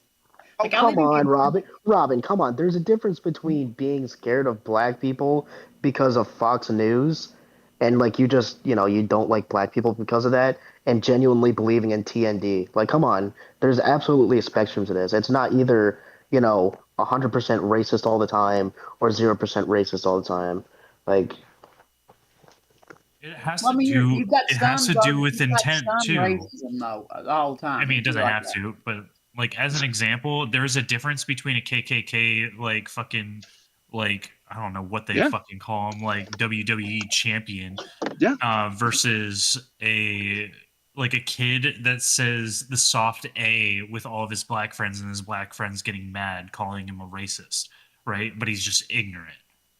There's like a massive difference between I want to kill all black people versus I want to just pal around with my black friends and make a racist joke every now and then. Like, I don't even understand the comparison you're making. But Charlie Kirk was at the okay. So you have a KKK leader versus like Tony I understand. I know people who are in the KKK. Okay, so like he was out there pushing. He was out there pushing the fucking Great Replacement theory. What do you think the Great Replacement theory is? Do you know that's he was shaking hands with the KKK leader. The Great Replacement theory is what led to the fucking shooting in the grocery store. I'm not arguing if Charlie Kirk is racist or not. I think Charlie Kirk was racist. I'm arguing against what you said earlier of there's no fucking like spectrum of racism. Well, I mean, if you're either a racist or you're not, maybe you're racist enough. It's not black and white. I don't understand why you keep saying like this is a black and white thing. It's not. I don't know how you would. I also don't know how you would stop the Great Replacement by like shooting a bunch of people that like African Americans that have been here for generations. If you really wanted to stop the Great Replacement, you would just start saying pro-choice stuff like that. That's what his manifesto said, though, was the Great Replacement. Like that guy's manifesto. The guy was watching furry porn on his way there. I know. I don't care what he was watching. I'm just saying though that the Great Replacement. Wait. I'm sorry. How can you say you don't care what he was watching when you're now talking about a media figure? You're talking about a media figure pushing this thing. He left a manifesto that said in there that he was killing these people because of the Great Replacement theory. What does what he's watching on TV have a fucking thing to do with what he's wrote in that manifesto? Because you're talking about Charlie Kirk, who's on YouTube. Charlie Kirk was pushing the great replacement theory too. I So think are Martha you made drawing him the do it. line between Charlie Kirk and this? Oh my God. I'm just asking. No, because I said Charlie Kirk pushed the great replacement theory. And so he was also propagating that sort of, like, that is what caused these people to go out and do that. Do you not Okay, understand so what I'm you saying? are That's drawing a line. hatred. You are drawing a line between Charlie Kirk and the shooting of that I'm drawing a grocery line store. between pushing lies when you demonize individual or groups of people by skin color or fucking ethnicity or anything else. When you demonize those people in public, in the media, you are causing people who could be mentally unstable to possibly let's take what you say and twist it around and turn it into something else. And it's something that we know happens. It's why Hitler demonized all the people in the World War II. I mean, we've learned we know what rhetoric does. And so, like, to pretend like that we don't know what rhetoric does is just to be like it's I it's, don't it's know. just I just don't know Arguing why we're against what taking. rhetoric I just don't does. know why I we're don't taking these understand manifestos why seriously. you keep thinking that everybody thinks that like his efforts to do something are not problematic by any stretch of the means. Like, who is arguing against that? well, then why are we arguing with me then about stuff? Like, I mean, like, We, you could draw a line from rhetoric to some guy wrote in his manifesto about the Great Replacement. Like, yeah, the New Zealand shooter brought up PewDiePie. All right, like the guy that the Boulder guy okay. also was watching furry porn. Like, what does it matter? Like, these are crazy people doing crazy things. They're like, Yes, oh, you know, and we should they've got a not. link to this guy, therefore that guy must be bad. I don't know. I feel like there's better arguments. I don't think y'all are even understanding the argument. I really don't. I really don't. I'm not. I'll be honest with you. I'm not tracking too well.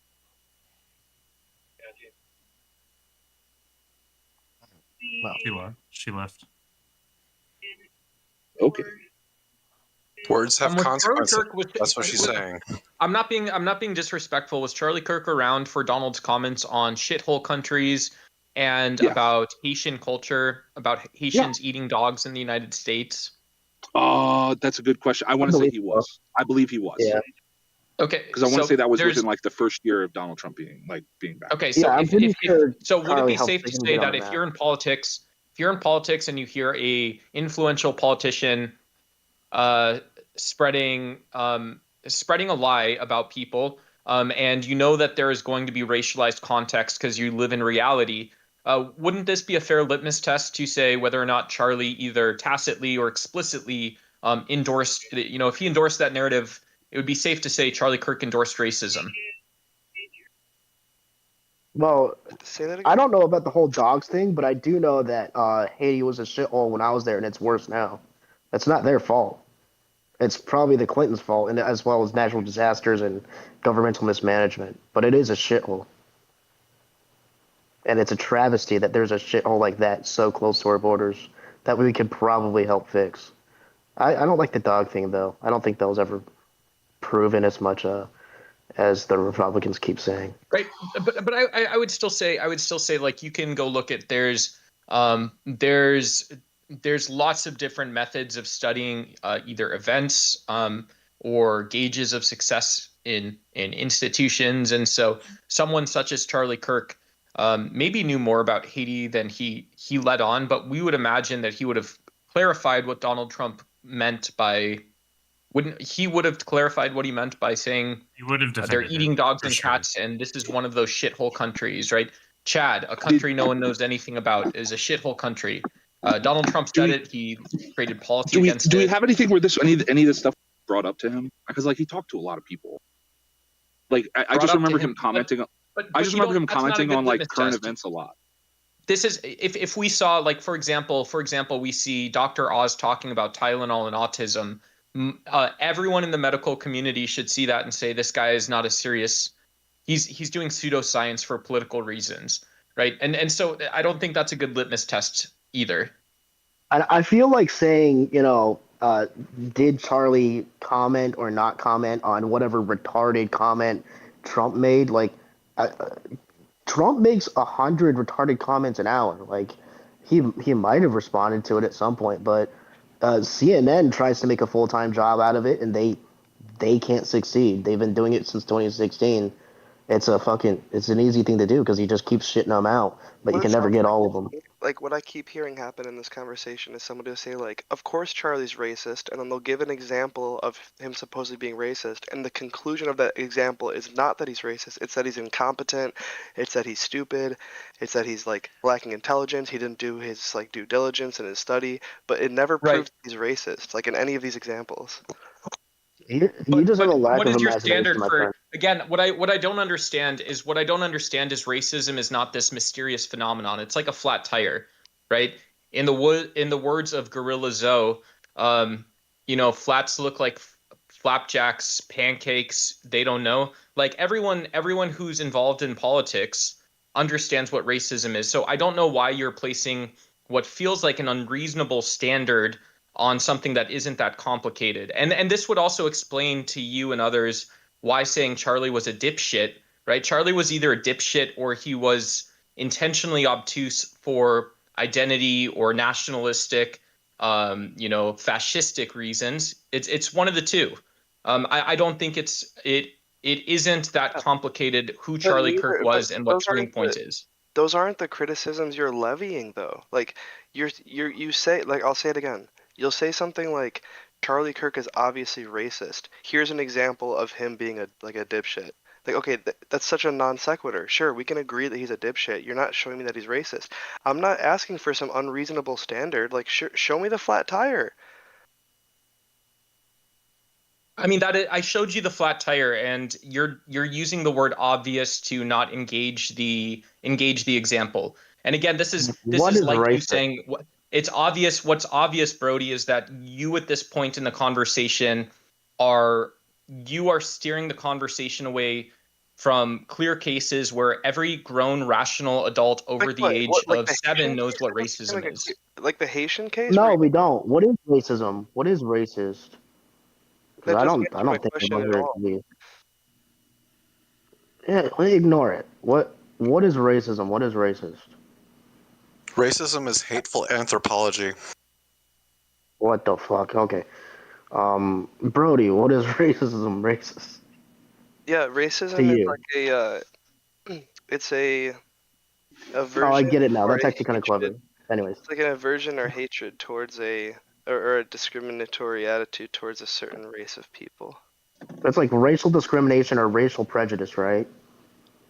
Yeah, gosh, I took a sociology that's class how it was taught to me. in college, and it was like, so it was something. Well, I don't know what it's taught as in college, but in fourth grade they said racism is racial prejudice, racial discrimination.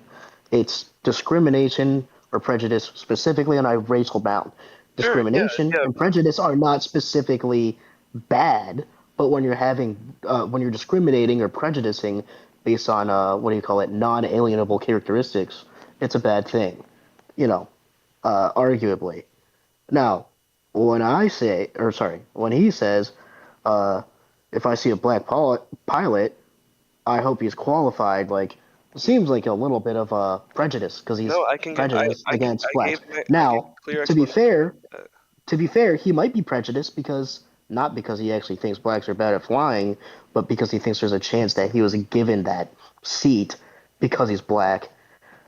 That's more of an argument of DEI makes people racist. The second one, if you look at the context, he's obviously critiquing DEI, not black people. But it doesn't make it a non-racist comment. Is what I say. Yeah, absolutely does, because your critique isn't about black people. He has nothing against black people. It's about DEI, which is an institutional, it's like. I see. So the argument isn't that he's racist. It's just that DEI makes him want to be racist. No, it's you. How are you not getting this? I'm kind of joking, but you know. Okay, good. You better be joking. Like if I critique DEI, it doesn't follow that I am racist. This is like so basic. It sounds like what he's saying though is that his critique of DEI is that it makes it reasonable to be racist. No. In some cases. If that sounds like that, then we can. Okay, do you think it's ever reasonable to be racist? No, I don't think so. I think that's a completely unreasonable answer. All right, I'm just not afraid to say tell it. me why racism is reasonable. I think, if you know for a fact that people are being given their jobs by color, especially if you know that they're being given their jobs just by not being qualified, then you might be able to say, hey, that person of the color that's being given non-qualified jobs, maybe they might not be qualified. Yeah, but that doesn't mean you have prejudice or discrimination against the color. It means that you think the system is rigged and unfair, and you have prejudice against the system.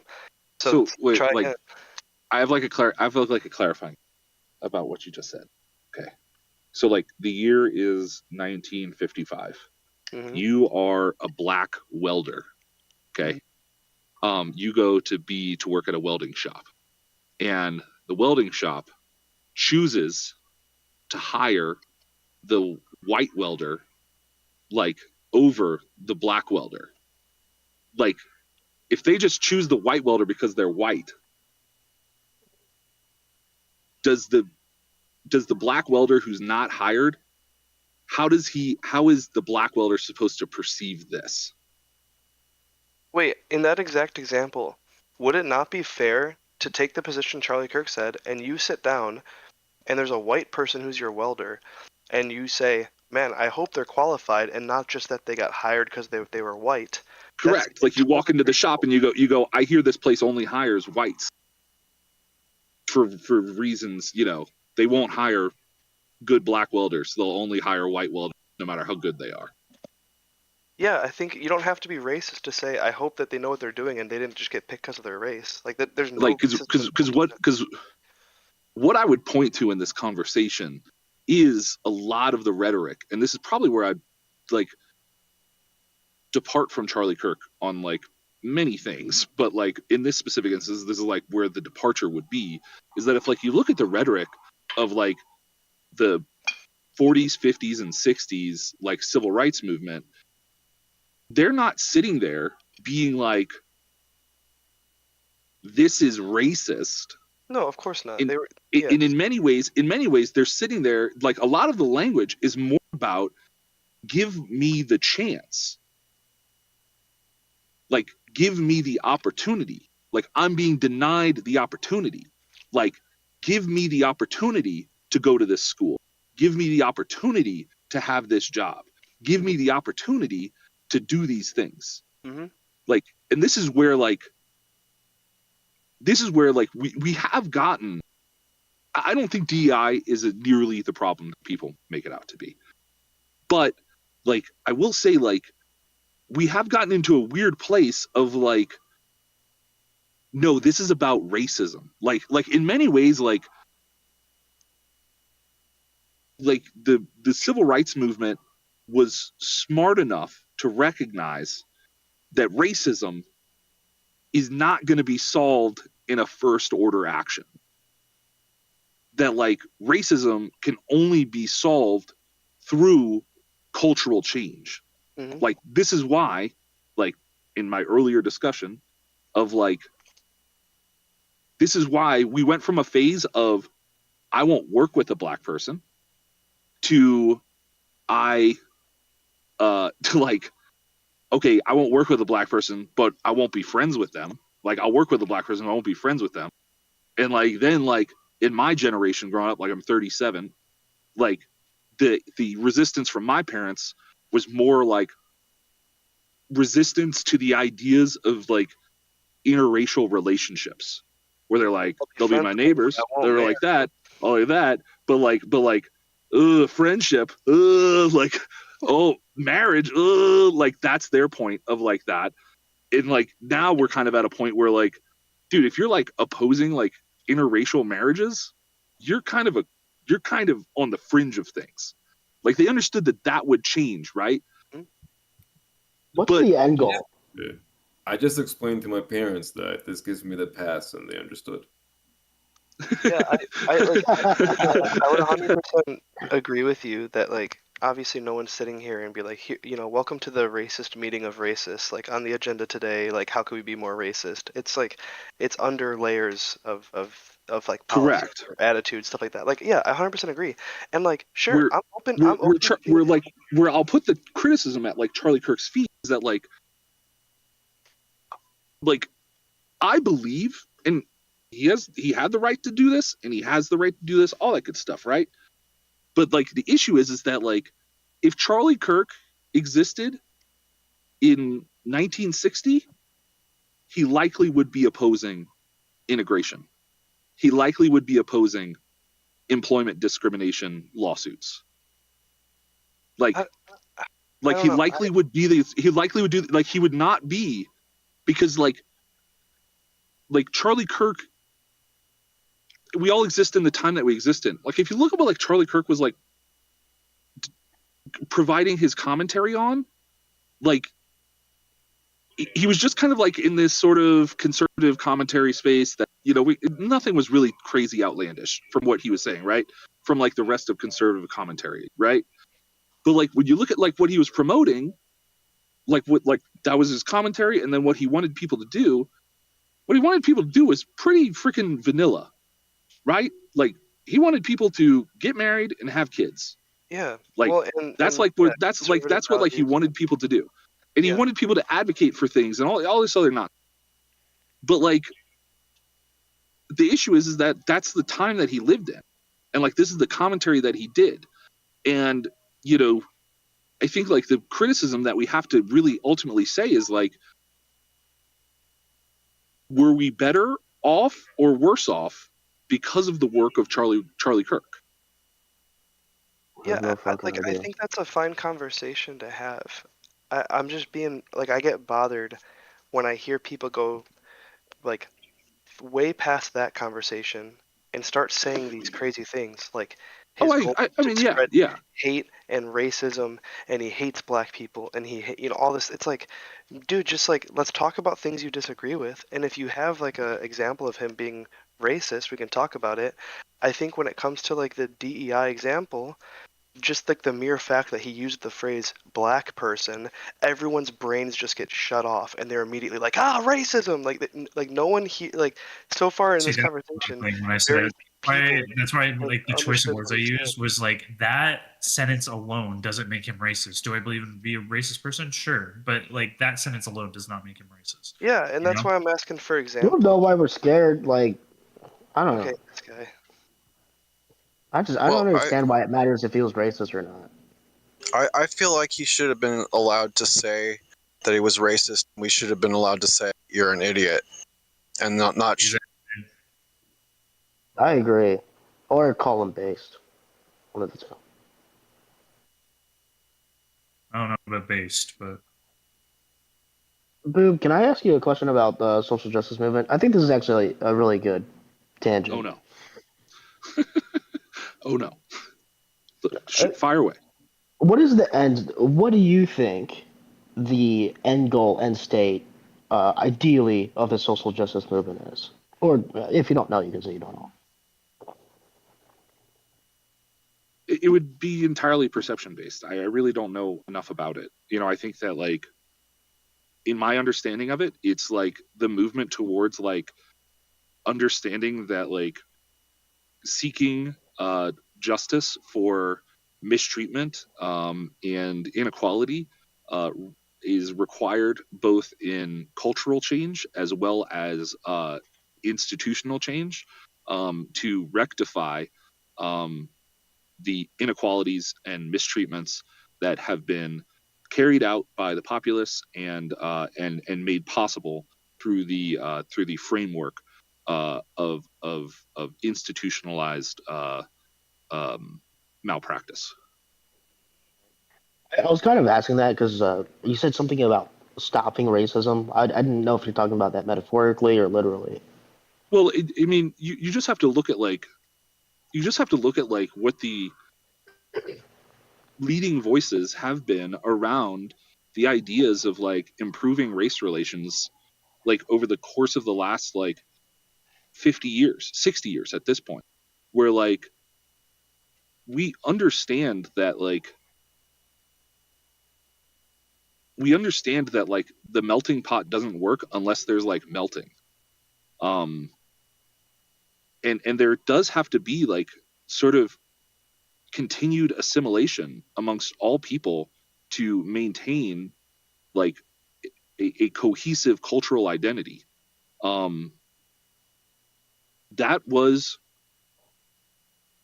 that like generally like has like worked in a lot of ways, but like we've also kind of lost that in a lot of ways too, where like there's not a very cohesive idea of like what we want people to like. There's not a very cohesive like American identity for like people to like center themselves around, because like I think that like there's a lot of people who like a good example I would provide for this would be like 50 years ago, if you said, I think we all want the same thing. We want a better life for our kids than we had for ourselves. Well, it's harder to say that now because of how many fewer people are having kids. We might agree to that, but we're not saying that ourselves. Like people who don't have kids and don't plan on having kids can't really say that. They have to adjust it to saying like, I want a better future for the next generation than we had. It's a little bit harder to like figure out there, right? So like there's a lot of ideas that used to kind of bring us together that are like kind of no longer there. And there has to be some sort of identity. Like one of the things I think about that I've thought about a lot this year is how like monumental like Team USA winning the hockey gold was, right? And how quickly that has completely fallen out of any sort of like it felt like the rallying moment of that was like 3 hours. Whereas like you look at like the 1980 Lake Placid team, it's like people talked about that for like 15 years. Like that was like a thing. And now it's like, yeah, I didn't know about the and now it's hockey like- thing, and but now I it's knew like about that nothing. one hot girl. This is like a lot of selective history, right?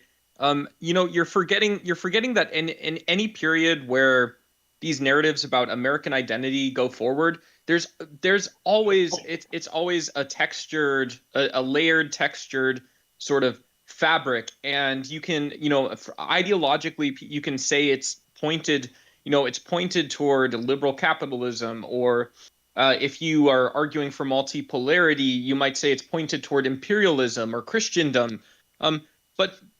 But these are these are empirical type claims still, right? It's not just how we feel, and you're leaving out like entire swaths of um of evidences about how people actually behaved themselves in the US, why, and then even including like, well, there were still, right, from a critical perspective, which is kind of what you're arguing.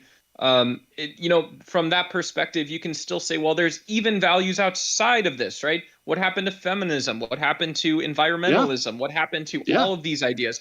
Hacker culture? What happened to all of this stuff that was incredibly important? Yeah, I would totally agree with you on all of those things. As to like one thing on the right side of things is like you used to have like a significant portion of Southern Americans that would describe themselves as like conservationists for fisheries, for natural resources, for all these things, and in many ways that made them kind of an ally of environmentalists, right? Like that was there, but now that's not there. Like I don't know. I still see that a lot in the hunting communities around where I'm. But I don't But I understand the might just have method or more process contact with then. them. I don't understand the method or process then when you're so in these types of narratives, when we're leaving stuff out and then we're also not referencing things like citizenship or civil rights. I don't understand why there's even something substantive to begin with. I don't understand why start a conversation that way. It's not meant to be culling or dulling the conversation or closing the conversation off. But why isn't this witchcraft superstition, right? This is more Orthodox Christianity. This is more evangelical young Earth creationism. It's just more of the same bullshit. I brought up the civil rights stuff because the whole end racism thing, and I was just gonna make this commentary. It's just something I've noticed, and it's unfortunately we're gonna have to pick one or the other, or somehow ride the line. Either we go total integration, right? Like, you know, allow everyone to get together and mix together. Eventually, there's not going to be any races though if we keep mixing together. So either we have to deal with racism because there's that races, eventuality is very, very or far everyone's off. one race, which I think is a funny thought experiment. That eventuality is that Is what? eventuality is like hundreds of generations away. Yeah, I think it's only possible if we stay on Earth, but certainly possible. Like there will be other divisions that like will be stronger than like that. Yeah, Like but even also if that we does we can happen, see races getting completely destroyed right now. It might take hundreds of what generations would be the to what be would a be the racial example of that? singularity, but what? What would be the example of that? Native Americans, Mayans, Aztecs. Okay, those are like two in the last like 500 years. Yeah, you said some examples. Well, but like when you say like we're seeing races being destroyed, um, okay, yeah, I'm just saying it's something we should consider a little bit. I'm not saying that we need to like impose segregation to stop it. I'm just saying it's an interesting thing that like, whenever we do the social justice stuff, I'm not saying we shouldn't do social justice. I'm just saying it's interesting that when we do it, we do lose some of the smallest minorities trying to strengthen, relations between the majority of uh, groups.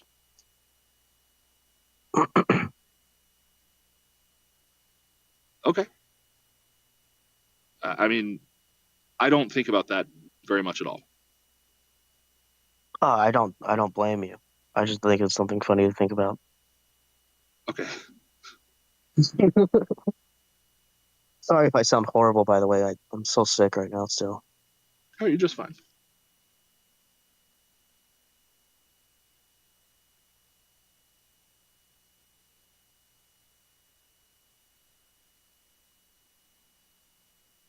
Well, I would say if anyone, I kind of feel like Travis fell asleep. I don't know. If anyone has something to say, bring it up. I think our topics are dead.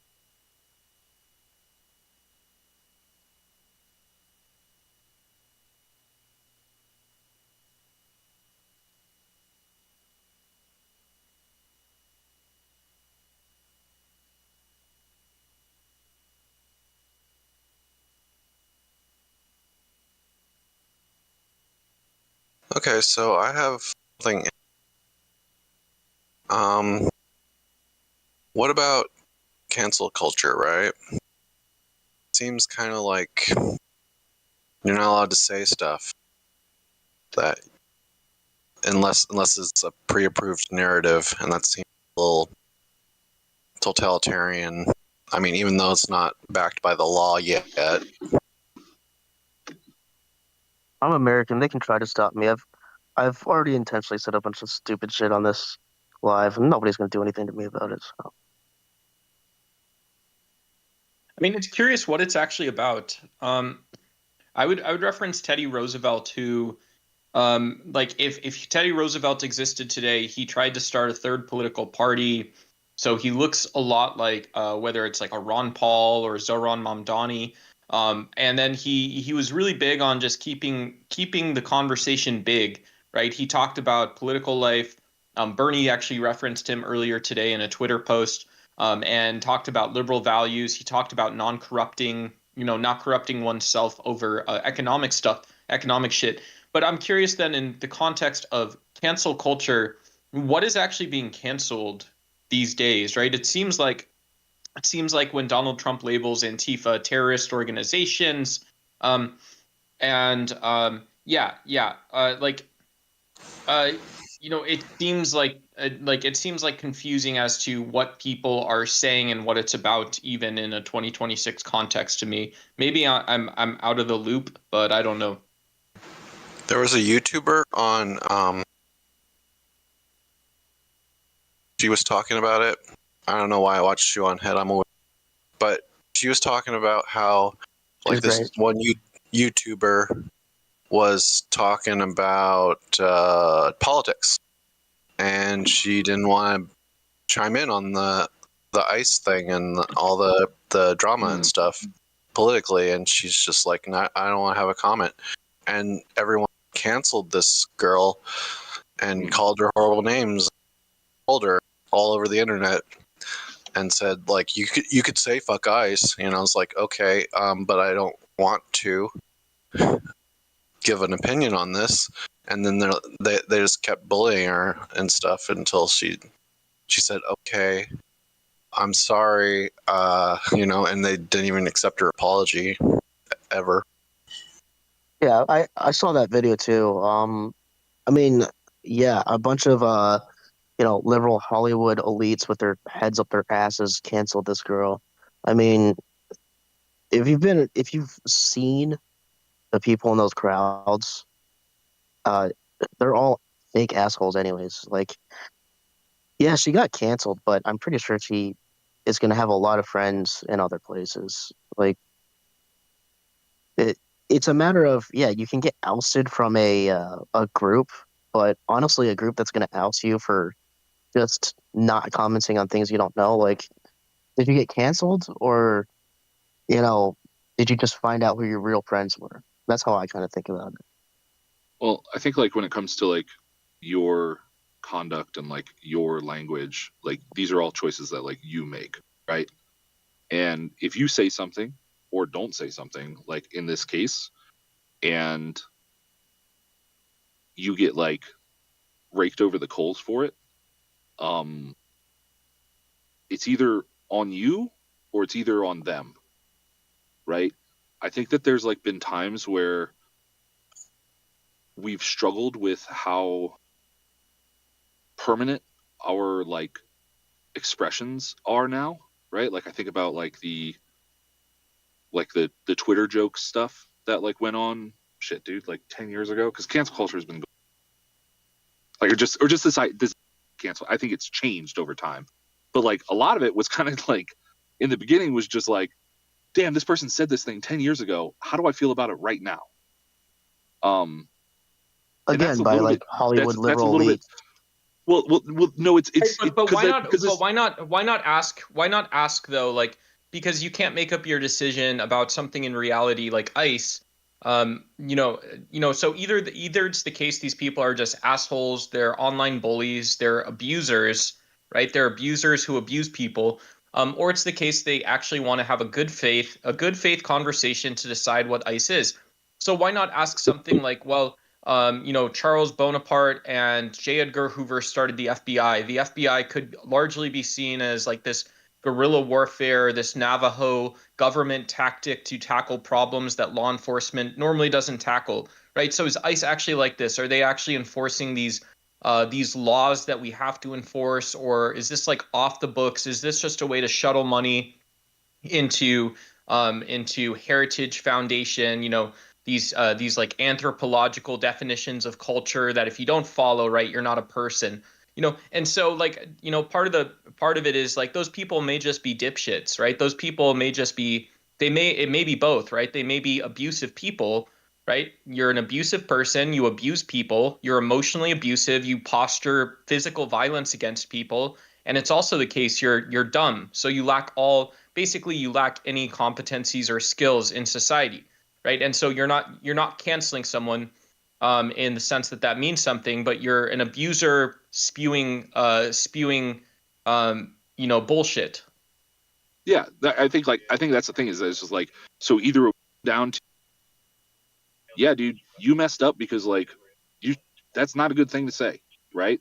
Or the person who's canceling them and doing all this stuff, they messed up because it's like you're not understanding how people work, Like you're not understanding like the basic ideas of like interaction and like exchanging thoughts with one another, right? Like and having like good faith things. You know what I mean? Like, and I think like that's where the cancel culture stuff got like so complicated so fast because it was just like everything was this case by case basis of like, is this a good cancel or is this bad cancel? Is this cancel? Do we blame cancel culture or do we blame the person that's being canceled? Because there were some people who were exposed for saying some things that were like, nah, I can't. I now look at this person differently, right? But this is like shoe on head too, though. Like the opposite of, I don't know if this is helpful. Like an opposite banana for scale too is like shoe on head. She's awesome, right? I think she's funny. She's entertaining and easy to listen to. And however, trying to understand how her ideas are mainstream or have a direction to them, how that direction's coherent more than just anybody's favorite flavored frappuccinos is not always the easiest, right? I don't mean to be hypercritical because we all love shoe on head, right? But it's also true. It's also true that like she's not going to get canceled partially because she's not saying anything, but also partially because I mean, she also lacks the maybe she's like some super erudite sort of studied scholar or whatever, right? And I'm just being a hater, but she's also not going to get canceled because she doesn't say anything. Well, to be fair, this wasn't shoe on head refusing to say something about ICE. This was I think she had a little bit of an argument with someone about that a while ago, but she was just doing a video covering a streamer, like a gaming streamer, who people were trying to, get to talk about politics, as if this gaming streamer knew anything about the politics. They're like, I don't know. I think the biggest issue with culture isn't that there's a few like really loud idiots out there that'll say, "Oh, this person didn't say anything about ICE. They refuse to say anything about ICE." It's the people that see that and go, "Oh my God, we need to make this a big deal because if we don't respond to this, then everything's gonna go to shit." Like no, like this is at the end of the day something that's gonna be forgotten about. Does anybody But remember what there's Kevin Hart also said? Does anybody remember what Kevin Hart said that got him in trouble? No, everyone forgot about it except Shane Gillis at that No, roast. I remember it. If he said that if his son was gay, he'd break a dollhouse over his head. Well, now I remember Oh. it because you said it, but you only remember it because Shane Gillis remembered it. I don't know what you're talking about. I just remember that being the thing. Oh, you do? Okay, fair enough. Yeah, Shane because he Gillis said it. made He fun said of it him. in like I want to remember he said it in like 2008. But that's never the one that I actually always cite. The one I cite is James Gunn being removed from Guardians of the Galaxy because of a tweet. But I just think people just don't actually care as much as they Giapalo, you pretend. were going to say something. I've appreciated. Yeah. Your I mean, sorry. I was just gonna say like and I'm gonna be a little edgy here. I hope I don't turn someone off from this, but like the actual situation with ICE, whether it's an internet like a game streamer, whoever it is, like the actual situation is there hasn't been a national political discussion about whether ICE is enforcing the law or they're enforcing their own ICE policies. Right. And so like it's interesting because if we say that's the actual plane from the perspective of a progressive Democrat, then it's either the case that Republicans are responding to the actual policy issue that Congress has both power of the purse and power, and in some ways they can rewrite the guidelines for ICE. It's either the case that Republicans are responding to this or they're using dehumanizing tactics, right? And so, if someone puts that out there and says, look, this is just what actually is going on in the world, and I'm not telling you to be on one side of the fence or the other, but do you think do Republicans' behaviors and speech actually share what they think about ICE, right? This isn't, this is why I say, what are you actually canceling? What is cancel culture? If you're not canceling something that existed in any reality in the first place, then it's internet abuse, it's internet bullying. It's the same thing again and again and again. It's a good way to frame it. I like that because because in a lot of ways it is something where people are somewhat canceling things that don't exist. Like they're not actually addressing reality. They're just addressing the thing that they've kind of invented, right? Like, because like the reality is that for ICE, right? The reality is that Republicans passed a law that grossly expanded like the size of ICE. Like that's the reality of it, right? And like, and then the executive is pushing forward all of these people within ICE that are doing things that are legally questionable, right? Like, so like in a lot of ways to when people muddy it down to just like fuck ICE, they're missing the real action points, right? And then going after people who don't say that, you're now like doing some sort of like activism inception thing where you just go deeper into the dream. And it's just like now the battle is over whether or not somebody saying fuck ICE, so removing ourselves even further from like the actual action points and issues at hand. Yeah. I mean, and because at the end of the day, some of the actual issues with ICE too. Like we should point out that there's these systemic and mechanistic cases of injustice where we see people in cages, we see all this other bullshit stuff, blah blah blah blah blah. But then we also see, right? We also hear like things that are kind of unprecedented. We see crime victims, people that have been crimes of people that didn't have legal immigration status, right? They're the victim of a crime. Yeah. Go on national media tours. And this is also really unorthodox, weird behavior, right? So there's a bunch of dipshits. There's a bunch of idiots, in my view, who are chowing down on Circle K chili dogs. They're online shopping. They're wondering which of their premium subscription services they're going to pay for or cancel this month. Chomping down on ice cream pints and all this bullshit, watching this really weird world play out. And it's just remarkable. Why wouldn't you? What world do you live in? Why in any world do you exist and you have opinions about something, but you don't have opinions just about what you see in front of you? Doesn't make sense.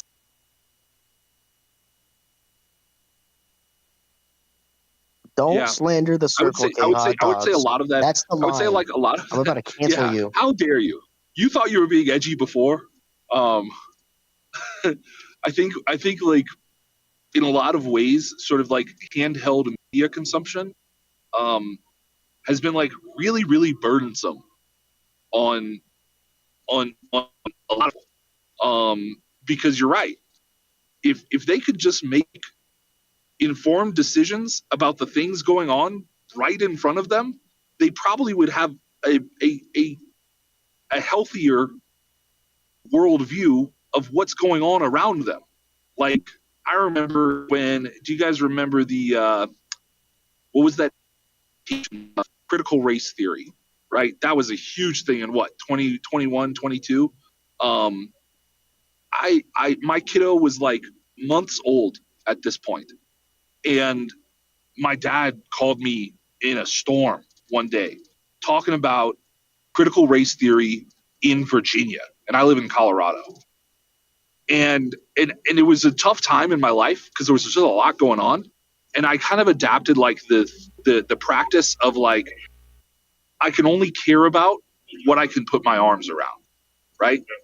My family, my friends, like my coworkers, like I can really only care about what I can put my arms around. And I couldn't put my arms around some critical race theory junk in Virginia, right? Like I just couldn't do it. And like when I told him this, he was just like, "How can you not?" And my response was just like, "How can you? Like you also live 1,000 miles away from Virginia.